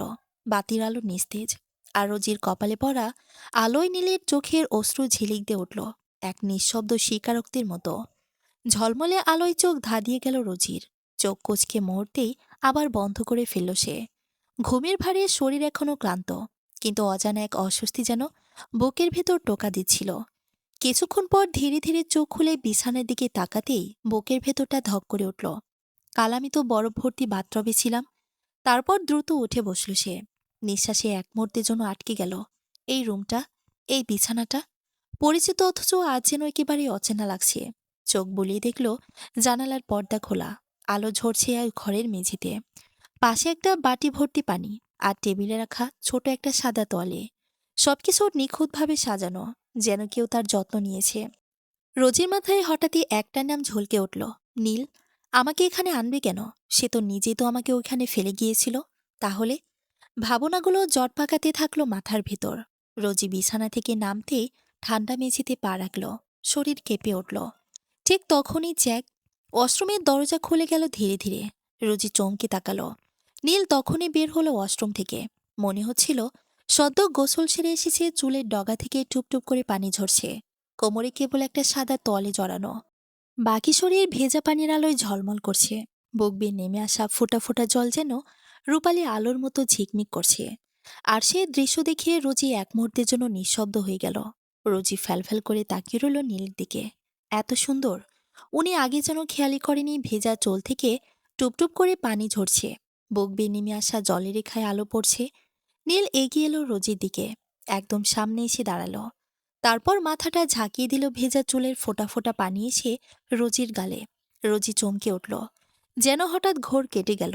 পিছিয়ে যেতে উদ্যত হতেই নীল হালকা হাসি দিয়ে বলল, এতক্ষণ আমার দিকে তাকিয়ে ইজ্জত হরণ করলে, এখন পিছিয়ে গেলে কি লাভ রোজি? নীলের কথা শুনে রোজির বুকের ভেতরটা মোচড় দিয়ে উঠল। চোখ দুটো ভিজে উঠছে, কণ্ঠ কাঁপছে।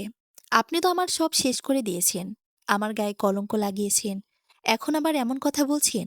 আর আমাকে তো বড় ভর্তি বাথটবে রেখেছিলেন, কেন এনেছিলেন আমাকে এখানে? থাকতাম আমি ওখানে, মরে যেতাম। শেষ কথাগুলো রোজির ঠোঁটটিকে ফেটে বেরোলো হাহাকারের মতো। কিন্তু কথাটা শেষ হতেই টটাস একটা তীব্র শব্দে ঘরটা কেঁপে উঠল। রোজির গালে নীলের হাতের ছাপ লেগে রইল লালচে দাগ হয়ে। রোজি হতবাক হয়ে তাকিয়ে রইল।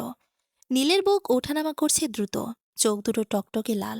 এক মুহূর্তে সে রোজিকে জোরে টেনে নিজের দিকে আনল, দুহাতে শক্ত করে চেপে ধরল তার বাহু। আর একবার এমন কথা বলবি না রোজি। নীলের গলা ভারী হয়ে উঠল রাগ আর যন্ত্রণায় মিশে।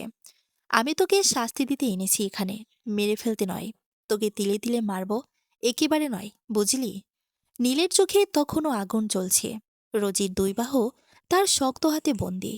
রুমের বাতাস ভারী হয়ে গেছে, নিঃশব্দে কাঁপছে চারদিক। রোজির বুক কাঁপছিল ভয় আর ক্ষোভে মিশে। তবুও সে নিজেকে সামলে নিয়ে নিচু স্বরে বলল, আমাকে এভাবে শাস্তি দিচ্ছেন কেন? আমি তো কিছুই করিনি, তবু এই অপমান, এই যন্ত্রণা। একটু থেমে সে মুখ তুলল নীলের দিকে, চোখে ভয়ের পরেও এক অদ্ভুত দৃঢ়তা। মনে রাখবেন, আমি খুব জেদি মানুষ নীল। যেদিন আমি সহ্য করতে পারবো না, সেদিন আমি নিজে নিজেকে শেষ করে দেব। তার কণ্ঠটা কাঁপছিল, কিন্তু কথাগুলো ছুরি হয়ে বেঁধছিল নীলের বুকের ভিতর। নীল আর নিজেকে সামলাতে না পেরে রোজির ঠোঁটে নিজের ঠোঁট মিলিয়ে দিল।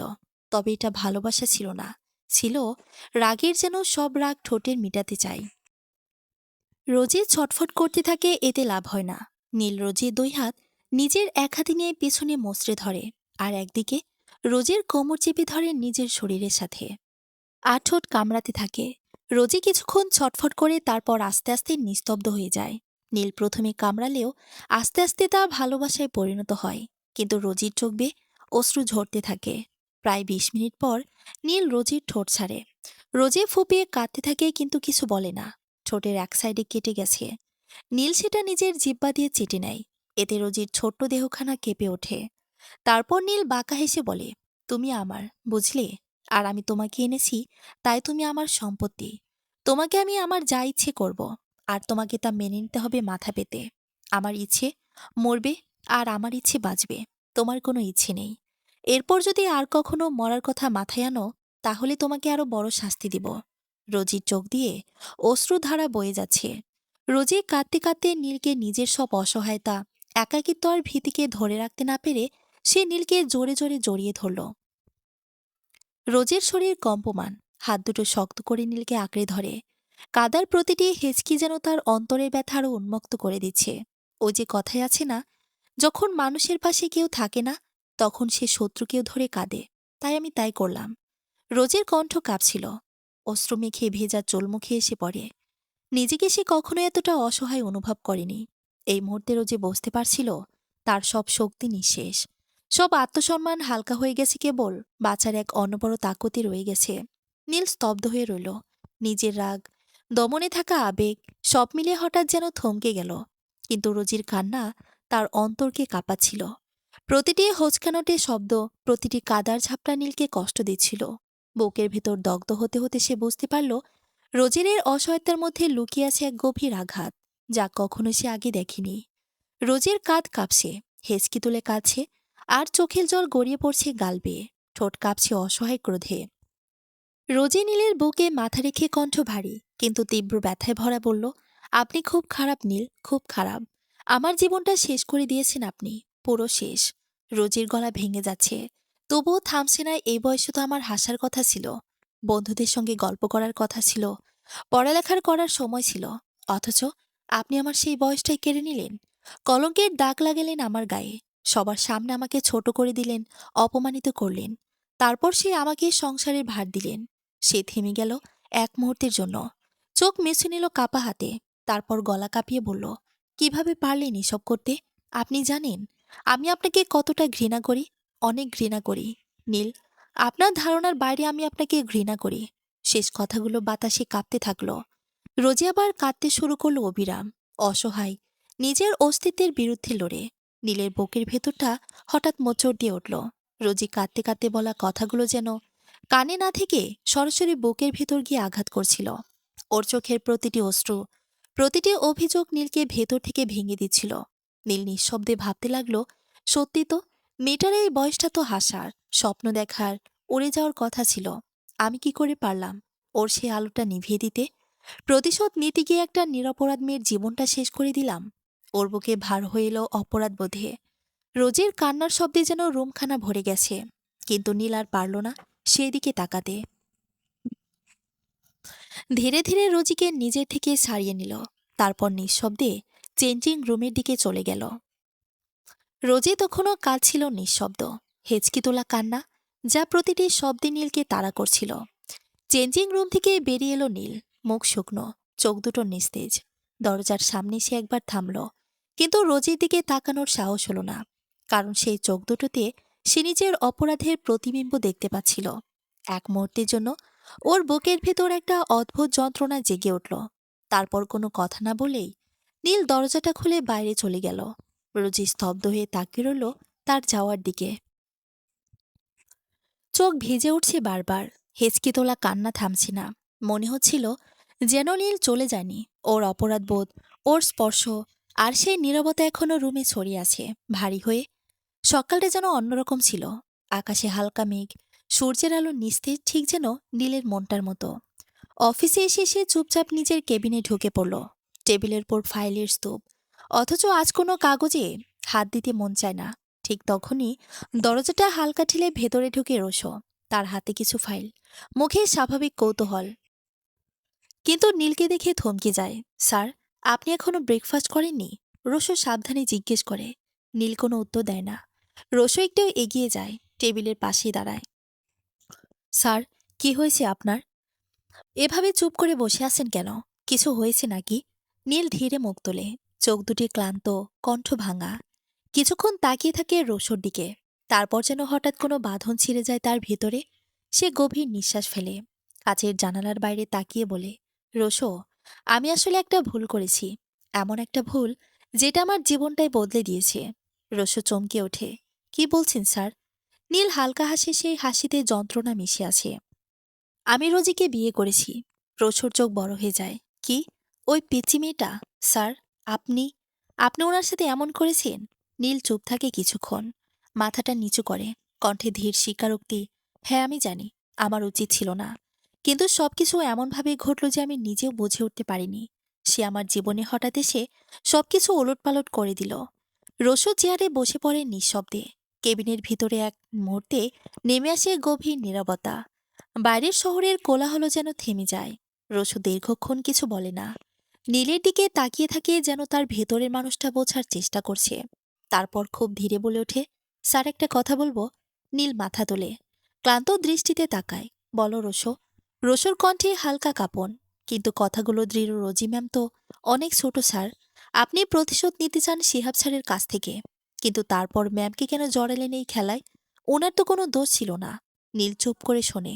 রোশো আবার বলতে লাগলো, পিচ্চি মেয়েটা স্যার, ও তো জানেও না আপনি আসলে কি লড়াই লড়ছেন।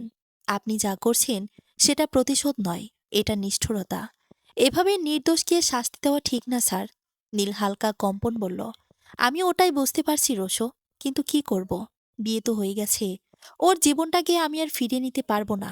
আমি যদি ওকে স্বপ্ন থেকে বঞ্চিত করি, নিজেই কিভাবে নিজের মুখোমুখি হব? রোশোর কিছুক্ষণ নীরবে নীলকে দেখল। তারপর বাধ্য ন্যায় ভুলে যাওয়া একটুখানি শক্ত কণ্ঠে বলল, স্যার, ম্যামকে স্কুলে ভর্তি করিয়ে দিন। ওনাকে পড়াশোনার সুযোগ দিন। উনি তো 9-এ পড়ে, তাই না? ম্যামকে নিজের স্বপ্ন পূরণ করার একটা সুযোগ দেন। নীল বলল, হ্যাঁ, ঠিক আছে। ও যদি পড়তে চায়, আমি বাধা দেব না। ওর স্বপ্ন পূরণ হোক, আমি সেটা বাধা দিব না। দুপুর 2টা। বাইরে রোদের ঝাঁজ কিছুটা কমে এসেছে, কিন্তু শহরের বাতাসে এখনো গরমের গন্ধ। ঘরের ভেতরে কেবল ফ্যানের হালকা শব্দ আর দেয়ালের ঘড়ির টিকটিক। তুলি ডাইনিং ঘরে বসেছিল আমেনা সৈয়দের সাথে। হঠাৎই দরজার বেলটা বেজে উঠল, টিং টং। তুলির কপালে ভাঁজ পড়ে দুপুরে কে আসবে। সে হাত উঠিয়ে দরজার দিকে এগোলো। দরজাটা খুলতেই তার চোখ বিস্ময়ে বড় হয়ে গেল। নীল। নীল দাঁড়িয়ে আছে দরজার সামনে, গাঢ় রঙের শার্ট, মুখে এক অদ্ভুত গাম্ভীর্য। রোদ চোখ কুঁচকে গেছে খানিকটা। তুলে একটু তোতলাতে তোতলাতে বলে, তুমি আজকে দুপুরে? নীল ভ্রু কুঁচকে তাকায়, কণ্ঠে হালকা কটাক্ষ মেশানো ঠান্ডা ভাব। আজব কথা, এটা আমারই বাড়ি, আমি আসবো না কেন? আর তুই এভাবে তোতলাছিস কেন, হ্যাঁ? তুলি দ্রুত চোখ নামিয়ে নেয়, মুখে একটা জোরানা হাসি এনে বলে, এমনি কিছু না। নীলার কথা না বাড়িয়ে ভেতরে ঢুকে পড়ে। তার হাঁটার শব্দটা ঘরটাকে নিস্তব্ধ করে দেয়। ড্রয়িং রুমে ঢুকে চোখে পড়ে আমিনা সৈয়দ সোফায় বসে আছে, কিন্তু চোখে অস্থিরতা। নীলকে দেখে আমিনা খানিকটা ঘাবড়ে যায়। নীল তার মুখের দিকে একবার তাকায়, চোখে সংযত কঠোরতা, ঠোঁটে নিঃশব্দ বিদ্রোহ। কিন্তু সে কিছুই বলে না, কেবল মাথা নিচু করে সিঁড়ির দিকে এগিয়ে যায়। তুলির চোখ তার চলাফেরা অনুসরণ করে নীলের পায়ের শব্দ সিঁড়ি বেয়ে ওপরে উঠছে, ধীরে ধীরে মিলিয়ে যাচ্ছে নিস্তব্ধতার মধ্যে। আমেনা সৈয়দ তখন স্থির হয়ে বসে আছে, মুখে হালকা গাম্ভীর্য, আর তুলের বুকের ভেতরটা হঠাৎ কেমন ভারী হয়ে উঠেছে। ঘরে তখন এক অদ্ভুত চাপা বাতাস, যেন কেউ কথা বলতে পারছে না, আবার নীরবতাকেও সবাই কিছু না কিছু বলছে। নীল দরজার রুমে ঢোকার সাথে সাথেই চোখে কিছুটা অবাকির ছাপ। ফ্লোরে বসে রোজি কান্না করছে, ছোট্ট কণ্ঠে হাহাকার, চোখ লালছে, চুলটা পিঠের দিকে ছড়িয়ে। নীল এক মুহূর্তের জন্য স্থির হয়ে যায়, তার অন্তরের কিছু কেঁপে ওঠে। তিনি দৌড়ে এগিয়ে যান, রোজির পাশে বসে, হাত দিয়ে আলতো করে রোজির কাজ স্পষ্ট করে যেন বলতে চায়, আমি এখানে আছি। রোজি, কি হয়েছে? তুমি এভাবে কেন কান্না করছো? কণ্ঠে মৃদু উদ্বেগ। রোজি চোখ মেলতে পারছে না। নীলকে দেখেই ঠোঁট ভেঙে আরো জোরে কেঁদে ওঠে। নীল ধীরে তাকে নিজের বুকে টেনে নেয়। রোজির শরীর তার দিকে ভর করে, যেন সমস্ত দুঃখ সেই এক মুহূর্তে প্রকাশ পায়। তারপর নীল বলল, রোজি, কি হয়েছে? কেন কাঁদছ? বলো আমাকে। রোজি কাঁদতে কাঁদতে হেঁচকি তুলে বলল, আপনি চলে যাওয়ার আধা ঘন্টা পর আমি নিচে নামলাম। আমার খুব খিদে পেয়েছিল, তাই খেতে গেলাম। খাওয়া শেষ করে উপরে উঠে আসার মুহূর্তে তখনই আপনার মা বললেন, তুমি আমার বাড়ির বউ, তোমাকে রান্না করতে হবে। নীল চুপচাপ শুনে আছে, রাগে চল শক্ত হচ্ছে। রোজি বলে, কণ্ঠে ক্ষোভের সঙ্গে হতাশা, আমি বললাম, আমি তো রান্না পারি না। কিন্তু আপনার মা বললেন আমাকে নাকি রান্না করতে হবে। তারপর আমাকে কিচেনে নিয়ে গেল। এরপর অনেকগুলো সবজি কাটতে বললেন। আমি যেন প্রথমে সবজি রান্না করি, তারপর গরুর গোশত, মুরগি, ডাল আর 5 রকম ভাজি, সাথে ভাত, পোলাও, সবকিছু একসাথে করি। কিন্তু আমি তো কিছুই রান্না পারি না। নীল চুপচাপ শুনছে, তার রাগ তরতর করে বাড়ছে। রোজি আবার বলতে শুরু করলো, কণ্ঠে হাহাকার, তবু আমি সবজি রান্না শুরু করেছিলাম। একদিন আম্মুর কাছ থেকে সবজি রান্না দেখেছিলাম, ওইভাবেই করলাম। সবজি কেটে রান্না করে ফ্লেভার মেশানোর চেষ্টা করলাম। রান্না শেষে আপনার মা তা চেক করে রেগে গেলেন, কারণ আমার রান্নায় লবণ কম, ঝাল বেশি। তারপর আগে গরম ভাজি কাঠি আমার হাতে চেপে ধরলেন। রোজির ছোট্ট দেহখানা কেঁপে উঠল, তার চোখের কোণ শুকনো চোখের পানি দিয়ে চকচক করছে। নীল রাগের আবহ যেন আকাশকে স্পর্শ করছিল। তার চোখে আগুন, কিন্তু সেই আগুনের ভেতর লুকিয়েছিল গভীর উদ্বেগ ও ভালোবাসা। ওর মাঝে এমন কিছু করতে পারে, তা সে কখনোই কল্পনায় আনতে পারেনি। দ্রুতগতিতে রোজিকে নিজের বুক থেকে সরিয়ে নীল ড্রয়ার থেকে মলম বের করল। হাতে মলম নিয়ে সে রোজির পোড়া জায়গায় আলতোভাবে যত্ন সহকারে মলম লাগালো। রোজি তখনও কান্নায় ভেঙে পড়ে। তার চোখে অশ্রু ঝরে পড়ছিল। নীল নিজের ঠোঁট কামড়ে ধরে নিজেকে সামলালো। মলম লাগানো শেষ হলে সে ধীরে ধীরে রোজিকে কোলে তুলে নিল। রোজির চেহারায় অদ্ভুত ভয় এবং আক্ষেপের মিশ্রণ ছিল, কিন্তু নীলের স্পর্শে তার হৃদয় কিছুটা শান্ত হতে লাগলো। নীল কোমল কণ্ঠে বলল, তুমি চিন্তা করো না, এই ব্যথার সমস্ত দায়িত্ব আমার। তুমি আমার স্ত্রী, তাই তোমাকে কোনো কষ্ট দেওয়ার বা আদর করার দায়িত্ব শুধুমাত্র আমার, আর কারো নয়। বলতে বলতেই নীল রোজের কপালে গভীরভাবে চুম্বন দিল। সেই চুম্বনে ছিল যত্ন, ভালোবাসা আর প্রতিশ্রুতির মিশ্রণ। রোজের চোখে অশ্রু থেমে গেলেও হেঁচকি তুলছে এখনো। নীল রোজের মুখের দিকে তাকিয়ে শান্ত কণ্ঠে জিজ্ঞেস করল, রোজি, তুমি দুপুরে কিছু খেয়েছ? রোজি মাথা নিচু করে আস্তে নাসূচক ভঙ্গিতে মাথা নাড়ল। তার চোখে তখনও অশ্রুর আভা, মুখে ক্লান্তি ও নিস্তেজতা। নীল দীর্ঘশ্বাস ফেলল। সে আলতো করে রোজিকে নিজের কোল থেকে সরিয়ে বিছানায় বসিয়ে দিল। তারপর নরম গলায় বলল, তুমি একটু বসো, আমি তোমার জন্য খাবার নিয়ে আসি। রোজি তৎক্ষণাৎ বলে উঠল, না, আমি খাবো না, আমার এখন খাবার খেতে ভালো লাগছে না। নীল একটু ঝুঁকে রোজির মুখের দিকে তাকালো, চোখে একরাশ কোমল দৃঢ়তা। রোজি সে শান্ত অথচ আদেশের স্বরে বলল, খাবার খেতে হবে, তারপর ওষুধ খাবে। এটা মন চাইলে হবে না, শরীরকে সুস্থ রাখতে খেতে হবে। কথা শেষ করে নীল ধীরে ধীরে রুম থেকে বেরিয়ে গেল। তার পদধ্বনি মিলিয়ে গেল করিডরের ভিতর। রোজি কিছুক্ষণ স্থির হয়ে বসে রইল। রুমে কেবল ঘড়ির টিকটিক শব্দ। হাতের পোড়া জায়গায় এখন আগের চেয়ে কিছুটা ব্যথা কমেছে, কিন্তু মনে জমে আছে গভীর ক্লান্তি আর এক অজানা ভয়। 10 মিনিট পর দরজাটা ধীরে খুলে নীল রুমে ঢুকল। হাতে ট্রে, ভাত, ডাল আর কিছু মাছ ভাজি সবজি। রোজি ঠিক আগের মতোই চুপচাপ বসেছিল বিছানার কোণে, চোখ নিচু, মুখে একরাশ ক্লান্ত নীরবতা। নীল ট্রেটা টেবিলে রাখল, তারপর বিছানার পাশে বসে বলল, চলো খেয়ে নাও। রোজি কোনো উত্তর দিল না, শুধু চোখ নামিয়ে বলল। নীল হালকা একটা নিঃশ্বাস ফেলল, তারপর নিজ হাতে ভাত ভালো করে মাখিয়ে নিল। আস্তে করে লোকমা তুলে রোজের মুখের সামনে ধরল। রোজি একটু ইতস্ত করল, তারপর ধীরে ধীরে মুখ খুলল। 1 লোকমা, 2 লোকমা, তারপর যেন বাঁধ ভাঙল, আর রোজি নিঃশব্দে খেতে লাগল। নীল তাকে খাওয়াতে খাওয়াতে কেবল তার মুখের দিকে তাকিয়ে থাকল, যে মুখটাকে সে কিছুক্ষণ আগেও কান্নায় ভিজে থাকতে দেখেছিল। এখন সেখানে এক ধরনের শান্ত ভরসা ফিরে এসেছে। কয়েক লোকমা খাওয়ার পর রোজি আস্তে করে বলল, আপনি খেয়েছেন? নীল মুহূর্তের জন্য থমকে গেল। তার চোখে অবাক ভাব। এই প্রশ্নটা যেন ওর বুকের ভেতর কোনো অজানা দরজা খুলে দিল। যে মেয়েটাকে সে বারবার কষ্ট দিয়েছে, সেই মেয়েটাই আজ তার খোঁজ নিচ্ছে। নীল নিজের ভেতরে এক অদ্ভুত ভার অনুভব করল, লজ্জা, অনুশোচনা আর মমতার এক জটিল মিশ্রণ। তার কণ্ঠ নিচু হয়ে গেল, গলায় এক অদৃশ্য ভার। না, নীল আস্তে বলল, আমি খাইনি, পরে খাবো। রোজি ধীরে ধীরে খাবার খেতে খেতে নীলের চোখের দিকে তাকালো। কণ্ঠে ছিল এক অচেনা মাধুর্য। আপনিও আমার সঙ্গে খান না? নীল হালকা হাসল, মাথা নেড়ে বলল, না, আগে তোমাকে খাইনি, তারপর খাবো। রোজি ভ্রুকুচকে বলল, কেন? আমার এটো খাবার খেলে আপনি খাবেন না? নীল তখন ঠোঁটের কোণে দুষ্ট এক হাসি টেনে বলল, তোমাকে লিপকিস করতে পারি, আর তোমাকে খাইয়ে দিচ্ছি সে খাবার খেতে পারবো না, তা কি করে হয়? রোজি থমকে গেল, তার চোখ হঠাৎ বড় হয়ে গেল। তারপর মুখখানা লজ্জায় লাল হয়ে উঠল। টকটকে পাকা আপেলের মতো লজ্জায় যেন শরীরের প্রতিটি শিরা রক্তে ভরে উঠল। চোখ নামিয়ে ফেলল সঙ্গে সঙ্গে। সে বারবার মুখ ঘুরিয়ে অন্যদিকে তাকাতে লাগল। নিজের অবস্থাটা সামলাতে পারছিল না কোনোভাবে। নীল কিছুক্ষণ তার লজ্জা ভরা মুখটা দেখে নরম গলায় বলল, ঠিক আছে, এখন আগে খাবার খাও, তারপর ওষুধ, এরপর যত লজ্জা পাও পেও। রোজি মুখ নিচু করে মাথা নাড়ল নীল। ধীরে ধীরে 1 লোকমা তুলে রোজির মুখে দিল, তারপর একই লোকমা নিজের মুখেও নিল। সেই মুহূর্তে তাদের চোখ একবারের জন্য মিলল ছোট্ট একটা দৃষ্টি, কিন্তু তাতে লুকিয়ে ছিল অজানা এক উষ্ণতা, এক মায়ামাখা নীরব ভালোবাসা। খাওয়ানো শেষ হলে নীল ধীরে ধীরে রোজির সামনে পানির গ্লাস ও ঔষধ এগিয়ে দিল। এখন এটা খেয়ে নাও। কণ্ঠে ছিল নরম অথচ দৃঢ় স্বর। রোজি বিনা প্রতিবাদে ওষুধটা খেয়ে নিল। গ্লাসটা টেবিলে রেখে নীল বলল, তুমি এখন একটু শুয়ে রেস্ট নাও, আমি একটু আসছি। রোজি হঠাৎ থেমে গেল, কণ্ঠে উদ্বিগ্ন কাঁপন। আপনি কোথায় যাবেন? নীল একটু হেসে বলল, একটু কাজ আছে, চলে আসব। কিন্তু রোজির মুখের ভয়টা নীলের চোখ এড়াল না। সে কপাল কুঁচকে কিছুটা চিন্তিত গলায় জিজ্ঞেস করল, কি হয়েছে রোজি, তুমি ভয় পাচ্ছ কেন? রোজি মাথা নিচু করল, আঙ্গুলগুলো একে অপরের সঙ্গে জড়িয়ে ধরে আস্তে আস্তে বলল, আপনার মা যদি আবার আমার সাথে কিছু করেন তাহলে? নীলের বুকের ভেতর হঠাৎ যেন এক ঝড় বয়ে গেল। এক মুহূর্ত দেরি না করে সে রোজিকে নিজের বুকে টেনে নিল।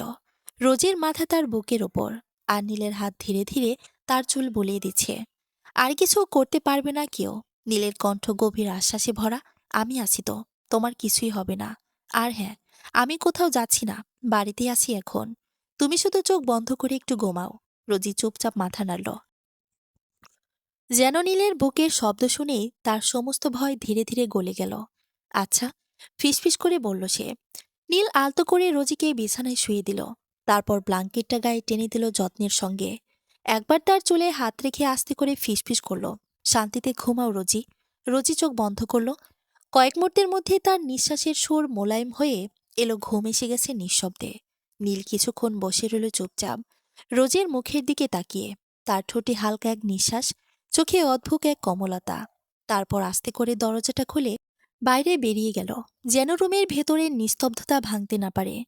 নীল ধীরে ধীরে করিডোর পেরিয়ে সোজা মায়ের রুমের সামনে এসে দাঁড়ালো।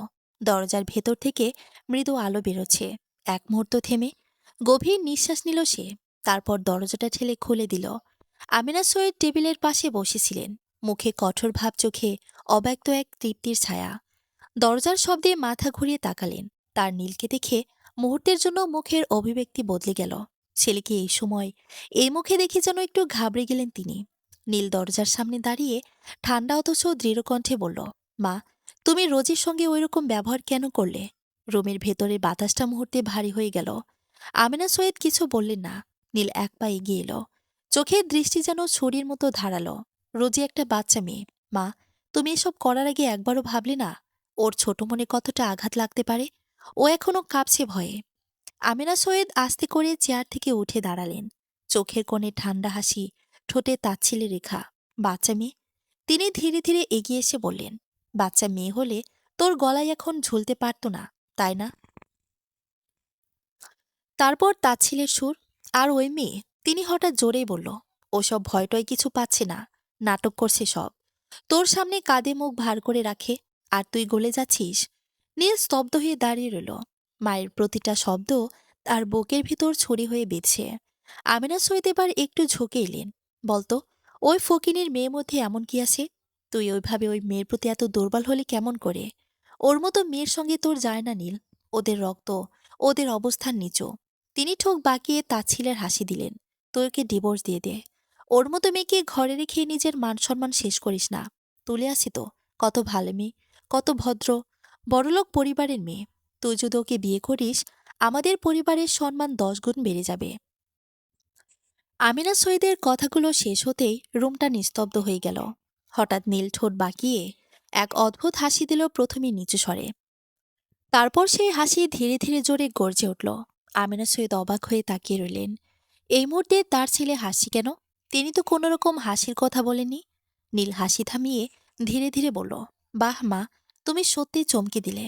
এতদিনের যে সম্মান, শ্রদ্ধা তোমার প্রতি ছিল, সব 1 মিনিটে শেষ করে দিলে। আসলে আজ আমি তোমার আসল রূপটা দেখলাম। আমিনা সৈয়দের মুখ শক্ত হয়ে গেল, কিন্তু নীল থামল না। তার কণ্ঠ এখন আগুনের মতো দৃঢ়, চোখে বজ্রের ঝলক। রোজিকে আমি ডিভোর্স দেব? সে ধীরে ধীরে প্রতিটি শব্দ উচ্চারণ করল। কখনোই না। রোজি আমার স্ত্রী, আর সারা জীবন আমার স্ত্রী থাকবে। আমিনা সৈয়দের চোখে রাগের আগুন জ্বলতে শুরু করেছে, কিন্তু নীল এক পা এগিয়ে এসে তীক্ষ্ণ দৃষ্টিতে তাকিয়ে বলল, আর একটা কথা মনে রাখো মা, যদি আবার রোজির গায়ে হাত তোলো, যদি একবার ওকে কাঁদাও, আমি সবকিছু শেষ করে দেব, সব। তার গলার স্বর ঠান্ডা, কিন্তু তাতে এমন এক হুমকি লুকিয়ে যে রুমের বাতাসও যেন থেমে গেল। রোজি শুধু আমার স্ত্রী নয়। নীলের কণ্ঠ এবার নরম হলেও আগের চেয়ে ভারী। ও আমার শ্বাস প্রশ্বাস, ও ছাড়া আমি বাঁচতে পারবো না। এটা তুমি বুঝে রাখো। কথা শেষ করে নীল ঘুরে দাঁড়ালো। তার পায়ের শব্দ গর্জনের মতো প্রতিধ্বনিত হলো রুম জুড়ে। দরজাটা ধাক্কা মেরে খুলে বেরিয়ে গেল সে। আর আমেনা সৈয়দ স্থির হয়ে দাঁড়িয়ে রইলেন, নিঃশব্দ বজ্রপাতের মতো স্তব্ধ হয়ে রুমের দরজাটা আস্তে করে খোলে নীল। ভেতরে ঢুকলো, সাথে সাথে চোখে পড়ল বিছানায় গুটিসুটি মেরে শুয়ে থাকা রোজির শান্ত মুখখানা, যা ঘুমে ঢেকে আছে। ওর নিঃশ্বাসের মৃদু ওঠানামা যেন সারা রুমটা পূর্ণ করে রেখেছে। নীল ধীরে ধীরে এগিয়ে এসে বিছানার পাশে বসল। রোজের মুখের দিকে তাকিয়ে থাকলো কিছুক্ষণ। লালচে চোখের কোন ভয় মেশানো ক্লান্তি আর শান্ত নিদ্রার আভা। তারপর নীল আলতো করে রোজির কপালে হাত রাখল, আঙ্গুলের ডগা দিয়ে ছোট ছোট চুলগুলো দিল কপাল থেকে সরিয়ে। তারপর নরম গলায় বলল, রোজ জান, এখন থেকে তোমাকে কেউ কিছু বলতে পারবে না, আমি আছি তো।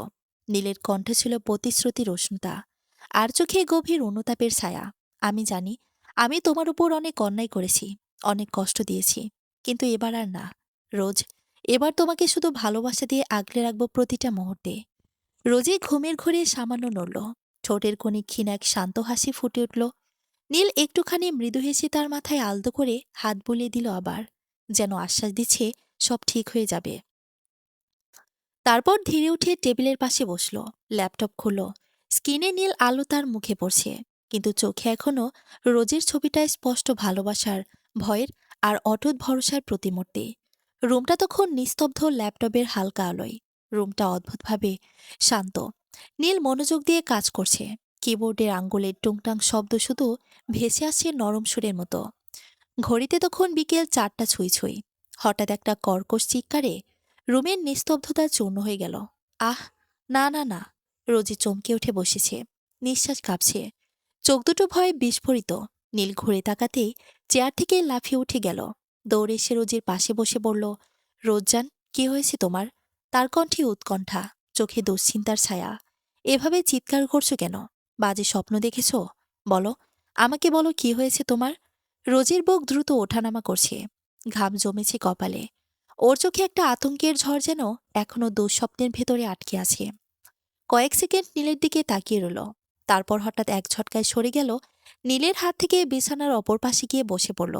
কাঁপতে থাকা কণ্ঠে ফিসফিস করে বলল, না, আপনি আমার কাছে আসবেন না, দূরে থাকুন। নীল হতবম্ব, তার মুখে একরাশ অবাক ভাব, গলায় গভীর ব্যথার সুর। বলল, কি হয়েছে রোজ? আমি তো কিছু করিনি, কেন এভাবে দূরে যাচ্ছ আমার থেকে? রোজের তাকালো নীলের দিকে, ওর চোখ দুটো লাল, ঠোঁট কাঁপছে। নীল এখনো বিস্মিত হয়ে তাকিয়ে আছে তার দিকে, বুঝে উঠতে পারছে না এই মুহূর্তে ঠিক কি বলা উচিত, কোন শব্দ তার জন্য নিরাপদ। রোজির বুক ওঠানামা করছে দ্রুততর হয়ে, তারপর হঠাৎ এক নিঃশ্বাসে সমস্ত ব্যথা উগড়ে দিল। ও, আপনি আর আপনার মা! কণ্ঠটা কেঁপে উঠল। আমার জীবনটা শেষ করার জন্য দুজনেই যথেষ্ট। নীলের শরীর স্থবির, রোজের প্রতিটি শব্দ যেন তলোয়ার হয়ে গেঁথে যাচ্ছে তার বুকে। কিছু করেননি বলছেন? ওর গলা ভারী হয়ে এলো, চোখের পাতা ভিজে উঠল। আমাকে যে রেপ করেছেন, তার কি ভুলে গেছেন আপনি? রুমের বাতাস নিস্তব্ধ হয়ে গেল, ঘড়ির কাঁটাও যেন থেমে গেল সেই মুহূর্তে। আপনি আমার জীবনে সবচেয়ে বড় আঘাতটা দিয়েছেন। রোজের গলা এখন ক্রোধে, কান্নায় ভয়ে মিশে গেছে, যেটা আজও ভুলতে পারিনি আমি। প্রতি রাতে সেই দৃশ্যটা চোখের সামনে ভেসে ওঠে। আর আপনার মা, উনি আমার হাতটায় পড়ে দিল। ওর কণ্ঠ কাঁপছে, হাতের আঙ্গুলগুলো জড়িয়ে যাচ্ছে নিজেরই পোশাকে। এখন যখনই আমি ঘুমাই, তখনই দেখি সেই সব ভয়ঙ্কর মুহূর্ত আবার ফিরে আসে স্বপ্নে। জেগে উঠলে মনে হয় আমি এখনো সেই অন্ধকার রুম বন্দি। একটা নিঃশ্বাস নিল রোজি, যেন নিজেকে সামলাতে চাইছে। তারপর আবার বলে উঠল, বলুন তো, আমি আপনাদের কি ক্ষতি করেছি? কেন আমার পেছনে এভাবে পড়ে আছেন আপনারা? আমার জীবনটা কেন শেষ করে দিচ্ছেন এইভাবে? ওর কণ্ঠ ভেঙে পড়ে কান্নায়। আমি কি আর শান্তিতে বাঁচতে পারবো না? সব সময় কি এই ভয় নিয়ে বাঁচতে হবে আমাকে? কথা শেষ হতে না হতেই চোখ থেকে গড়িয়ে পড়ল কয়েক ফোঁটা অশ্রু, গরম, ভারী, তীব্র কষ্টে মেশানো অশ্রু। নীল নিঃশব্দে তাকিয়ে রইল তার মুখে, কোনো উত্তর নেই, কণ্ঠে কোনো শব্দ নেই, শুধু বুকের ভেতরটা যেন ধসে পড়ছে নিজেরই অপরাধ বোধে। রুমে নেমে এসেছে এক ভারী নীরবতা। রোজি ও নীল দুজনেই নিজেদের মতো করে গুটিয়ে বসে আছে, একজনের বুক ভরা অভিমান, অন্যজনের চোখে অনুশোচনা। বাতাসে শোনা যাচ্ছে কেবল ঘড়ির মৃদু টিকটিক শব্দ আর রোজির নিঃশ্বাসের কাঁপন। কিছুক্ষণ পরে নীল ধীরে ধীরে বলল, স্বরে ক্লান্তি, চোখে অপরাধবোধের ছায়া, আমি জানি রোজ। একটা দীর্ঘ নিঃশ্বাস নিয়ে কথাগুলো শুরু করল নীল। আমি ভুল করেছি, ভীষণ বড় ভুল, এমন ভুল যার ক্ষমা হয় না। আমি জানি আমি চাইলেও সেই ভুল মুছে ফেলতে পারবো না। রোজি চুপচাপ তাকিয়ে রইল নীলের দিকে, চোখে ভয়, ঘৃণা, আবার কোথাও একটুখানি বিভ্রান্তি, যেন বুঝে উঠতে পারছে না এই মানুষটা আসলে বদলেছে কিনা। নীল আস্তে আস্তে রোজির দিকে এগিয়ে এলো, তার গলা ভারী হয়ে উঠল, কিন্তু আমি তোমাকে একটা নতুন জীবন দিতে চাই রোজ, একটা সুযোগ, যাতে তুমি নিজেকে নতুন করে গড়ে নিতে পারো। আগামীকাল আমি তোমাকে স্কুলে ভর্তি করাবো, তুমি পড়বে, শিখবে, নিজের স্বপ্নগুলো পূরণ করবে, নিজের পায়ে দাঁড়াবে। আর আমি আমি তোমাকে কোনো বাধাই দেব না। রোজি কিছু বলল না। তার চোখে অশ্রু জমে উঠছে ধীরে ধীরে, যেন এই কথাগুলো শুনে তার ভেতরের কোনো গোপন আশা আবার একটু নড়ে উঠছে। নীল এক মুহূর্তে চুপ করে রইল। তারপর নিচু স্বরে, কণ্ঠে কাঁপন মিশিয়ে বলল, আর একটা কথা। ওর দৃষ্টি স্থির রোজির দিকে। আমি তোমাকে আর কখনোই স্পর্শ করব না, যতদিন না তুমি নিজে চাও। তুমি আমার কাছে কেবল একজন স্ত্রী নও, তুমি এমন এক অপরাধবোধের সাক্ষী যেটা আমি সারা জীবন বয়ে বেড়াবো। একটা দীর্ঘ নিঃশ্বাস ফেলেও মাথা নিচু করল। কিন্তু আমি তোমাকে ছেড়ে যেতে পারবো না। রোজ, তোমাকে ছাড়া আমার জীবনের অস্তিত্বটাই অসম্পূর্ণ। এই বলে নীল ধীরে ধীরে উঠে দাঁড়ালো। একবার শেষবারের মতো রোজির দিকে তাকালো। চোখে ছিল অনুতাপ, ভালোবাসা আর এক অদ্ভুত শান্তি। তারপর কোনো শব্দ না করে রুমে দরজা খুলে বাইরে বেরিয়ে গেল। রোজি কিছুক্ষণ নিঃশব্দে তাকিয়ে রইল দরজার দিকে। তার গাল বেয়ে নেমে এলো দুফোঁটা অশ্রু, যা শব্দহীন হলেও যেন অনেক কিছু বলে গেল, অভিমান, যন্ত্রণা আর অল্প একটু আশার মতো কিছু। পরদিন সকালে শহরের আকাশটি ছিল রোদে ঝলমলে। রোজের চোখে ক্লান্তি থাকলেও আজ তার ভেতরে এক অদ্ভুত অনুভূতি, ভয়, কৌতূহল আর হয়তো একটু আশা। নীল গাড়ি চালাচ্ছে আর রোজি চুপচাপ প্যাসেঞ্জার সিটে বসল। গাড়ির জানালা দিয়ে বাইরে তাকিয়ে রইল রাস্তার কোলাহল। সবকিছু যেন নতুন লাগছিল ওর কাছে। স্কুলে পৌঁছে নীল রোজিকে নিয়ে প্রিন্সিপালের অফিসে গেল। ওর উপস্থিতিতেই কেমন যেন সবাই গম্ভীর হয়ে গেল। শহরের সবচেয়ে পরিচিত বিজনেসম্যান, যার কথায় প্রায় সব দরজায় খুলে যায়। কিন্তু ভর্তি নিয়ে একটু জটিলতা তৈরি হলো। বছর প্রায় শেষ, আর মাত্র 2 মাস পরে পরীক্ষা। তাই স্কুল কর্তৃপক্ষ প্রথমে রাজি হচ্ছিল না। নীল শান্তভাবে বলল, ওকে ভর্তি করতে হবে, আরও আগে গ্রামে পড়াশোনা করেছে। অবশেষে অনেক কথাবার্তার পর প্রিন্সিপাল রাজি হয়ে গেল। রোজির নাম উঠে গেল নবম শ্রেণীর নতুন তালিকায়। সব কাগজপত্রের কাজ শেষ হলে রোজি নীরবে পাশে দাঁড়িয়ে থাকা নীলের দিকে তাকালো। তারপর রোজি আস্তে দৃঢ়কণ্ঠে বলল, আমি আজকে এই ক্লাসটা করতে চাই। নীল এক মুহূর্ত ওর দিকে তাকিয়ে থাকলো। তারপর মাথা নাড়ল ধীরে। আচ্ছা, তুমি ক্লাস করো। গলাটা নরম হয়ে এলো। দুপুরে আমি তোমাকে নিয়ে যাব, কিন্তু একটা কথা, একা কোথাও যেও না। রোজি ছোট্ট করে বলল, আচ্ছা। তারপর ও যে ক্লাসরুমের দিকে হাঁটতে লাগলো। তার পদক্ষেপগুলো ধীরে কিন্তু স্থির, প্রতিটি পা যেন একটা নতুন শুরু। ঠিক সেই সময় নীলের কণ্ঠ ভেসে এলো পেছন থেকে। রোজ। রোজে থেমে গেল। সে ভ্রুকুচকে ঘুরে জিজ্ঞাসার দৃষ্টিতে নীলের দিকে তাকালো। রোজি কোনো কথা না বলে পকেট থেকে একটা ভাঁজ করা 1000 টাকার নোট বের করে রোজির দিকে এগিয়ে দিল। এই নাও। নীল বলল গম্ভীর স্বরে, টিফিনের টাইমে কিছু খেতে মন চাইলে খেয়ে নিও। রোজি অবাক হয়ে ওর মুখের দিকে তাকালো। চোখে বিরক্তি, ঠোঁটে কাঁপা কাঁপা শব্দ, আমার টাকা লাগবে না, আপনি টাকা নিয়ে যান। নীল একটু ভ্রু তুলল। তারপর ধীরে ধীরে এগিয়ে এসে বলল, আমি কি তোমার কাছ থেকে শুনতে চাইছিলাম টাকা লাগবে কিনা? রোজি চোখ। ওর চোখে ক্ষীণ প্রতিবাদ, কিন্তু কণ্ঠে শব্দ নেই। নীল এবার ঠোঁটের কোণে হালকা হাসি এনে বলল, আমি রাখতে বলেছি, রাখবে। বেশি পাকামি করবে না। 1/2 ইঞ্চি একটা মেয়ে, আর এত পাকামি কেন? তার কথায় রোজির মুখ এক লোহমায় লাল হয়ে উঠল। তারপর নীলার কথা না বাড়িয়ে রোজির হাতে টাকা দিয়ে গাড়ির দিকে হেঁটে গেল, হাত নাড়তে নাড়তে। রোজি কিছুক্ষণ আহামকের মতো দাঁড়িয়ে রইল জায়গায়। তারপর ঠোঁট কামড়ে নিচু স্বরে বলল, শয়তান বেটা, পরের প্রতিশোধ নিব। আমি আপনাকে কথা শোনানো, তাই না? ওর চোখে জলজল করছে রাগে। তারপর ব্যাগটা কাঁধে ভালোভাবে নিয়ে রোজি গম্ভীর মুখে ক্লাসরুমের দিকে হাঁটতে লাগলো। কিন্তু বুকের ভেতরটা তখনও কাঁপছে রাগে, লজ্জায় আর অদ্ভুত এক অপরিচিত অনুভূতিতে। রোজি ধীরে ধীরে ক্লাসরুমে ঢুকল। ভেতরের বাতাসে ছিল এক ধরনের কোলাহল। কেউ হাসছে, কেউ কথা বলছে, কেউ বা বই খুলে বসে আছে। স্যার ওকে দেখে উঠে দাঁড়ালেন। একটা নরম হাসি দিয়ে বললেন, এই যে, সবাই পরিচিত হও। ওর নাম রোজি সৈয়দ, আজ থেকে তোমাদের ক্লাসে পড়বে। সব চোখ একসাথে রোজির দিকে ঘুরে গেল। ওর বুকের ভেতরটা হালকা কাঁপল, কিন্তু ঠোঁটে এনে দিল একটা বিনীত হাসি। তুমি এখানে বসো, মাঝখানে। স্যার ইশারা করল। রোজি ধীরে ধীরে গিয়ে মাঝের বেঞ্চে বসল। ব্যাগটা পাশে রাখতেই পাশের দিক থেকে একটা উচ্ছ্বসিত গলা ভেসিল, হাই। রোজি তাকিয়ে দেখল তার পাশের মেয়ে হাসছে, চোখে প্রাণচঞ্চল ঝিলিক। আমি রোহি। মেয়েটা বলল, আমার সাথে ফ্রেন্ডশিপ করবে? রোজি একটু অবাক, তারপর মিষ্টি হাসল, অবশ্যই, বলে ওর দিকে হাত বাড়িয়ে দিল। দুজনেই হাসল। একটা নতুন বন্ধুত্বের শুরু হলো ঠিক সেই মুহূর্তে। কয়েক মুহূর্ত পর স্যার বোর্ডে লিখতে শুরু করলেন। ক্লাসে হালকা ফিসফিসানি, কেউ নোট নিচ্ছে, কেউ চুপচাপ বসে আছে। রহিবার আস্তে রোজির কানে ফিসফিস করে বলল, আচ্ছা, তোমাকে যে লোকটা দিয়ে গেল সে কে? রোজি একটু থমকালো, মাথা নিচু করে একইভাবে ফিসফিসিয়ে উত্তর দিল, আমার হাজবেন্ড। কথাটা শেষ হতেই রহির চোখ বিস্ময়ে বড় হয়ে গেল। এক মুহূর্তের জন্য বোকার মতো তাকিয়ে রইল রোজির মুখের দিকে। তারপর হঠাৎ চিৎকার করে উঠল, বলল, কি? রহির হঠাৎ চিৎকারে পুরো ক্লাস থমকে গিয়েছিল।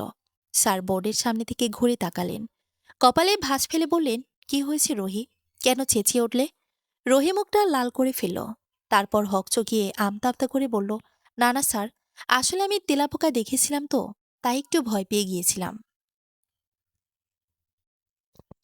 ক্লাসের ভেতর এক মুহূর্ত নীরবতা। তারপর দিক দিক থেকে হাসির ঢেউ উঠল।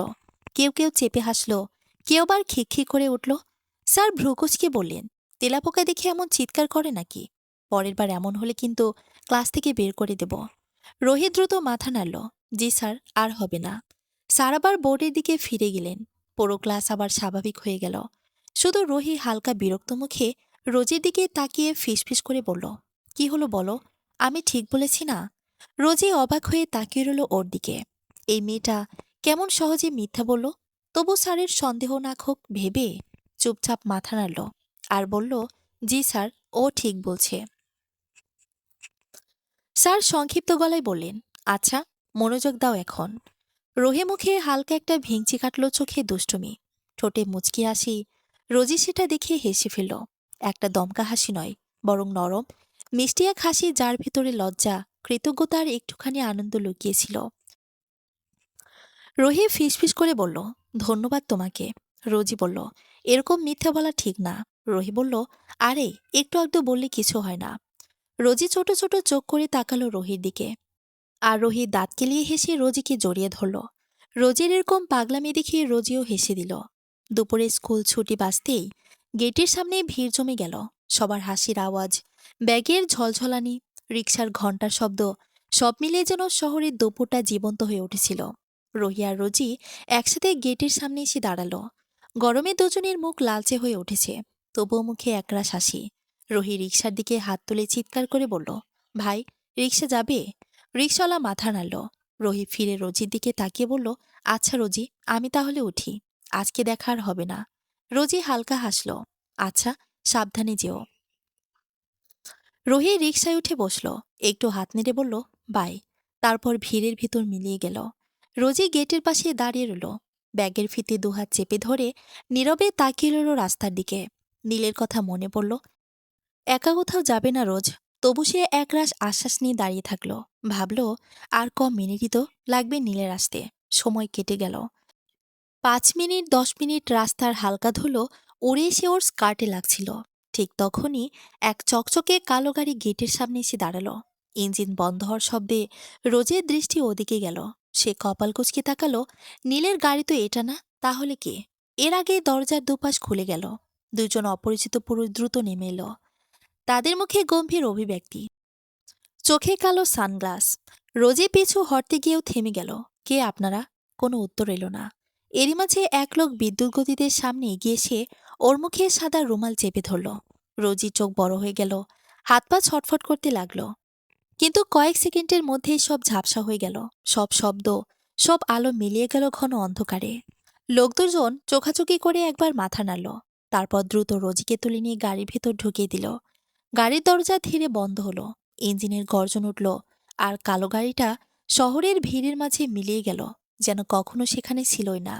শুধু রোজের স্কুল ব্যাগটা পড়ে রইল গেটের পাশে। প্রায় 20 মিনিট পর নীলের গাড়ি এসে থামল স্কুলের সামনে। রোদে পিচ গরম হয়ে ঝিলিক দিচ্ছে, কিন্তু নীলের বুকের ভেতর যেন হিম শীতলতা নামল। গাড়ি থেকে নামতেই তার চোখ গেল স্কুল গেটের সামনে পড়ে থাকা একটা ব্যাগের দিকে। এক মুহূর্তে নিঃশ্বাস বন্ধ হয়ে এলো নীলের। ওটা রোজি ব্যাগ। নীল ছুটে গেল সেদিকে, হাত তুলে নিতে বুকের ভেতরটা যেন দমে উঠল। রোজির ব্যাগ এখানে পড়ে আছে কেন? নীল ব্যাগটা বুকে চেপে ধরল, হাত কাঁপছে, শ্বাস ভারী হয়ে উঠছে, মাথায় একটার পর একটা চিন্তা ঘুরপাক খাচ্ছে। নীল আবার ফিসফিস করে বলল, রোজি কোথায় গেল? কেন ব্যাগটা এখানে? কেউ ওকে কিছু করল না তো? সে চোখ ঘুরিয়ে আশেপাশে তাকালো। গেট বন্ধ, স্কুল প্রায় ফাঁকা, গার্ডরুম খালি, মাঠে পাতা নীরবতা। নীল হন্তদন্ত হয়ে দৌড়াতে শুরু করল। প্রতিটি কোণে, প্রতিটি রুমের সামনে দাঁড়িয়ে ডাকতে লাগলো, রোজি, রোজি, তুমি কোথায় রোজি? তার গলা কেঁপে যাচ্ছে, চোখ লাল হয়ে উঠছে, কিন্তু কোনো উত্তর নেই। শুধু ফাঁকা করিডরে প্রতিধ্বনি হয়ে ফিরে আসছে তার নিজের গলার আওয়াজ, রোজি, রোজি। ধীরে ধীরে নীলের মুখ ফ্যাকাশে হয়ে গেল। তার ভেতরটা যেন জমে গেল ভয় আর অপরাধবোধে।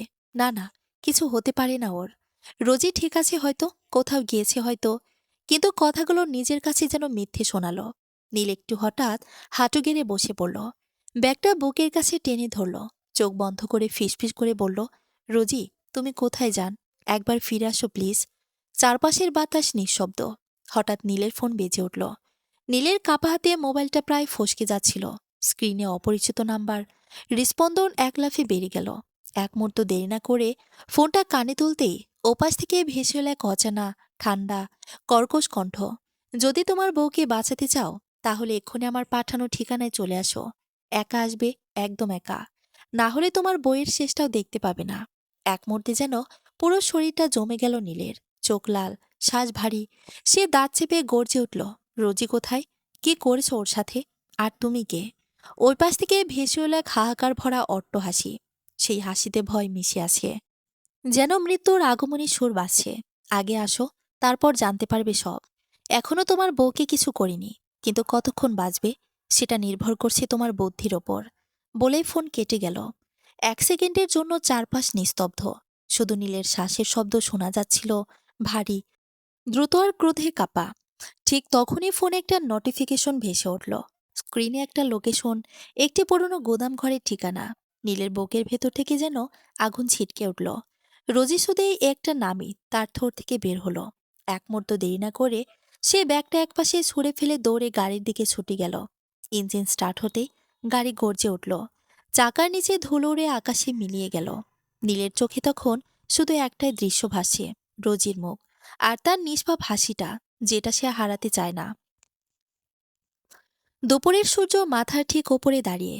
চারপাশের নির্জনতা, শুধু গরম বাতাসে ধুলো উড়ে যাচ্ছে নিঃশব্দে। নীলের গাড়িটা এসে থামল একটা পুরনো গোডাউনের সামনে। বাড়ির দেওয়ালে জং ধরা লোহা, দরজার কপাটে টানাটানির চিহ্ন, আর বাতাসে এক অজানা ভয়। গাড়ির দরজা খুলে নামতেই বুকের ভেতরটা কাঁপতে লাগলো নীলের। হাত ঘামে ভিজে গেছে, কপালে সূর্যের তাপ, কিন্তু শরীরে এক ঠান্ডা স্রোত বইছে। একটা গভীর নিঃশ্বাস নিয়ে দরজাটা ঠেলে ভেতরে ঢুকল সে। ভেতরে আলো প্রায় নেই। টিমটিমে একটা বাল্ব কাঁপছে ছাদের কোণে। আর সেই ম্লানালয়। নীলের চোখ থমকে গেল মাঝখানে একটা চেয়ার, আর সে চেয়ারে বাঁধা রোজি। মাথা কাত করে আছে, চুল মুখ ঢেকে দিয়েছে, চোখ বন্ধ, নিস্পন্ধ শরীর, যেন জীবনটা হঠাৎ কোথাও থেমে গেছে। রোজি, একটা আর্তনা ছুড়ে দৌড়ে গেল নীল। কিন্তু তার আগেই পেছন থেকে দুজন শক্ত সমর্থ লোক ঝাঁপিয়ে পড়ল তার ওপর। বজ্রের মতো চেপে ধরল দুই হাত। তাদের হাতের মুঠো এতটাই শক্ত যে নীলের শিরা ফুলে উঠল ক্রোধে। আমাকে ছাড়ো বলছি, কেন এভাবে ধরেছ আমাকে? আর রোজিকে ওভাবে বেঁধে রেখেছ কেন? নীলের কণ্ঠে আগুনের ঝলক, চোখে ভয় আর ক্ষোভের মিশ্রণ আগুন। ঠিক তখনই অন্ধকারের ভেতর থেকে একটা ধীর, ভারী হাসির শব্দ ভেসে এলো। হাসিটা ছিল ঠান্ডা, তবে তাতে এমন কিছু ছিল যা নীলের বুক কাঁপিয়ে দিল। ধীরে ধীরে আলোয় ভেসে উঠল এক পরিচিত মুখ। নীল তাকিয়ে রইল, চোখ বিস্ফোরিত। তুমি এখানে? গোডাউনের ভেতর তখন ঘন অন্ধকার, বাতাস ভেজা মাটির গন্ধ, আর পুরনো লোহার মরিচিকার তীব্র গন্ধ ছড়িয়ে আছে। দরজার বাইরে আলো ঢুকে মেঝেতে পড়ছে এক টুকরো হলদে ছায়া। আর সেই ছায়ের মাঝে দাঁড়িয়ে নীল, দু চোখ লাল, বুক ওঠানামা করছে রাগে আর আতঙ্কে। রোজি তখনও অজ্ঞান, চেয়ারে বাঁধা। তার নিস্তব্ধ মুখে আলো পড়ছে খানিকটা। ঠিক তখনই এক নারীকণ্ঠ ভেসে এলো চেনা কণ্ঠে, কিন্তু এখন তার ভেতরে পাগলামির ছোঁয়া। হুঁ, আমি। অন্য কাউকে আশা করেছিলে বুঝি, নীল বেবি? নীলের শরীরটা কেঁপে উঠল। আলো এসে দাঁড়ালো তুলি, চুল এলোমেলো, চোখ লাল, ছোটে এক বিকৃত হাসি। নীলের বুকের ভেতর এক মুহূর্তে কেঁপে উঠল স্মৃতির ঝড়। এই মেয়েটাকে তো সে শান্তশিষ্ট দেখত, কিন্তু আজ যেন সে এক ভিন্ন মানুষ। তুলি, তুমি তুমি এভাবে রোজিকে বেঁধে রেখেছো কেন? কি করেছ ও? পাগল হয়ে গেছো নাকি তুমি? নীলের গলায় কষ্ট, রাগ আর অবিশ্বাস একসাথে। তুলি এবার হঠাৎ চিৎকার করে উঠল। তার কণ্ঠ গোডাউনের দেওয়ালে প্রতিধ্বনিত হয়ে বাজল, হ্যাঁ, আমি পাগল হয়ে গেছি। আর আমায় পাগল বানিয়েছ তুমি, নীল। তুলি এগিয়ে এলো, চোখে পাগলামির ঝিলিক, ঠোঁটে কাঁপন। তার কণ্ঠে ভাঙা আবেগে মিশে আছে আঘাত আর অভিমান। কেন আমাকে রেখে ওকে বিয়ে করলে বলো? কেন আমায় ভালোবাসলে না? আমি তো তোমার পাশে ছিলাম। তবুও তুমি তুমি ওকে বেছে নিলে। নীল অবিশ্বাসে তাকিয়ে রইল। তার চোখের সামনে যে মেয়ে দাঁড়িয়ে, সে কি সত্যি সে পুরনো তুলি, যে একসময় শান্তশিষ্ট মেয়ে?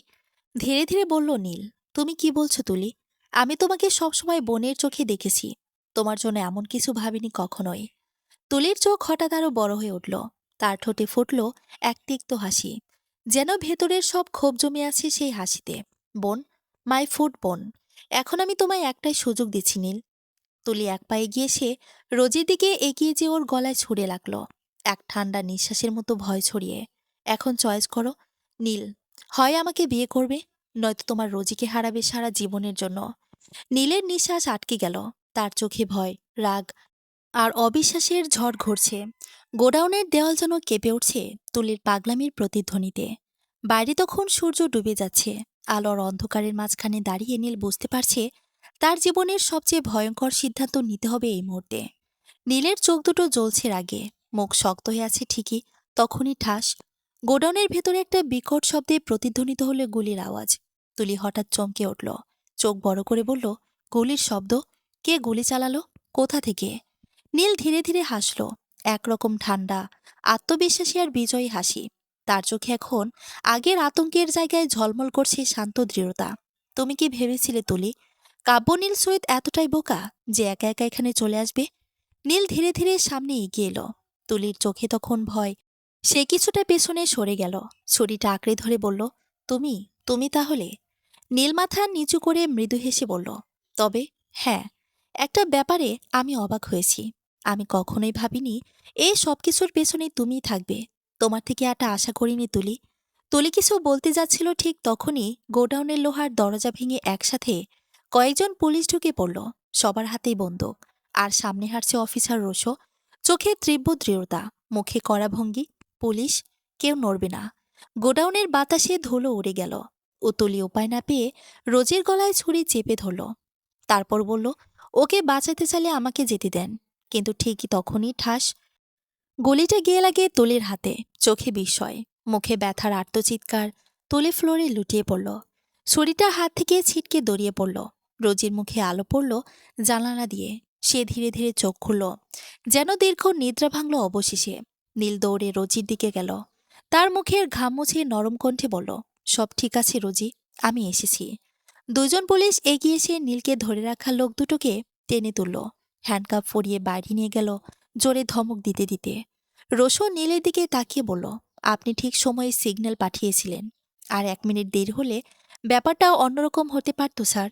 নীল তাকিয়ে দেখল ফ্লোরে পড়ে থাকা তুলি, রক্ত ঝরছে তার হাত থেকে। চোখে এখনো এক অদ্ভুত মিশ্রতা, ভালোবাসা না ঘৃণা, বোঝা যায় না। তারপর নীলকে ঝটকায় রোজিকে কোলে তুলে নিল। তার চোখে এখন শুধু একটাই প্রতিজ্ঞা, কেউ আর রোজিকে আঘাত করতে পারবে না। বিকেলের নরম আলোয় রুমখানা যেন শান্তির কোনো আবরণে ঢেকে গেছে। পর্দার ফাঁক দিয়ে ঢোকা সূর্যের আলো বিছানার চাদরে পড়ে একটা উষ্ণ রং ছড়িয়ে দিচ্ছে। রোজি তখনও কিছুটা ক্লান্ত, কিন্তু চোখ খুলে নীলের দিকে তাকাতেই ভেতরটা কেমন যেন নরম হয়ে গেল। নীল বিছানার পাশে বসেছিল, এক হাতে রোজির হাত ধরে রেখেছে, অন্য হাতে রোজির মাথায় আলতো করে হাত বুলিয়ে দিচ্ছে। ওর মুখটা ফ্যাকাশে, চোখের নিচে ক্লান্তির ছাপ স্পষ্ট, তবুও দৃষ্টি নরম, মায়া ভরা। নীল আস্তে করে বলল, রোজি, তুমি ভয় পেও না, আমি আছি তোমার পাশে। আমি আর কখনোই তোমাকে একা ছাড়ব না, কখনোই না। আজ থেকে তোমার চারপাশে সবসময় বডিগার্ড থাকবে, আমি নিজেও থাকব।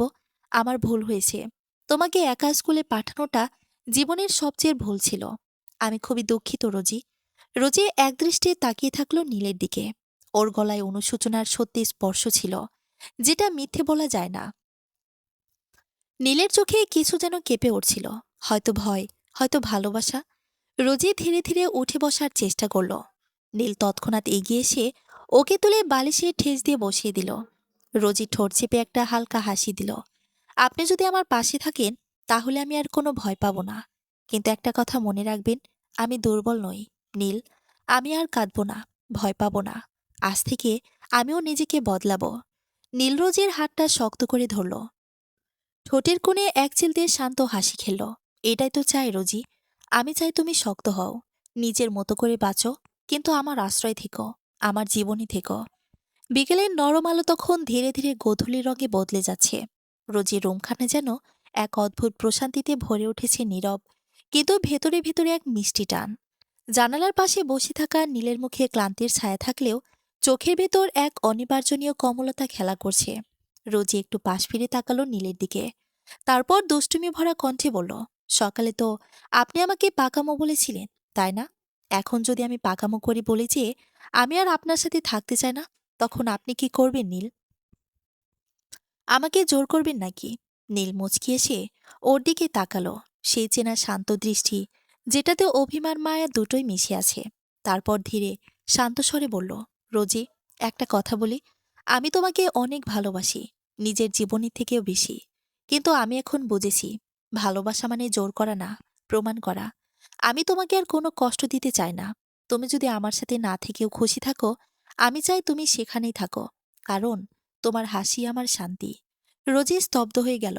বুকের ভেতরটা যেন ধীরে ধীরে ভরে উঠল এক অচেনা উষ্ণতায়। ওর ঠোঁট কাঁপছে, চোখ দুটো বড় বড় হয়ে গেছে। নীল, আপনি আপনি আমাকে ভালোবাসেন? নীল হালকা মাথা নাড়ল, ঠোঁটের কোণে এক প্রশান্ত হাসি।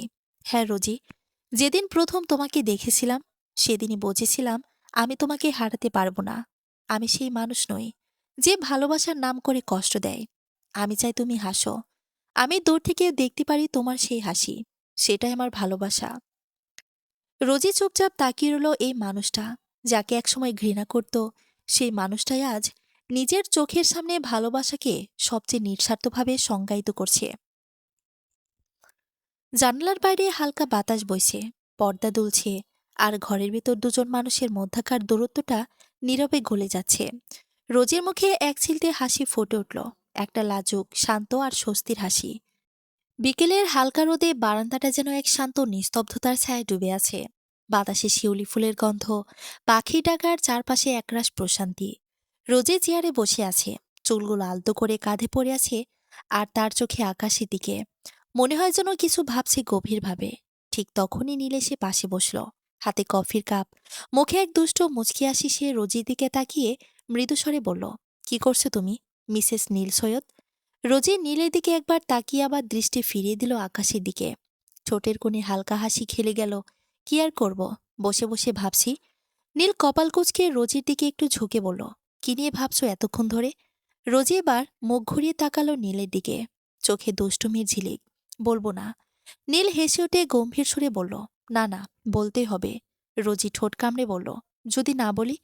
নীল এবার আরো কাছে এসে একেবারে কানের পাশে ফিসফিস করে বলল, তাহলে কিন্তু ভয়ঙ্কর কিছু করব। নীলের মতলব বুঝতে পেরে রোজি বলল, আরে বলছি, সবসময় খালি খারাপ জিনিস আপনার মাথায় ঘুরে। বিকেলের নরম আলোয় বারান্দাটা তখনও শান্ত, হাওয়া বইছে মিষ্টি ছোঁয়ায়। রোজির চুলগুলো উড়ে এসে নীলের মুখে ছুঁয়ে যাচ্ছে।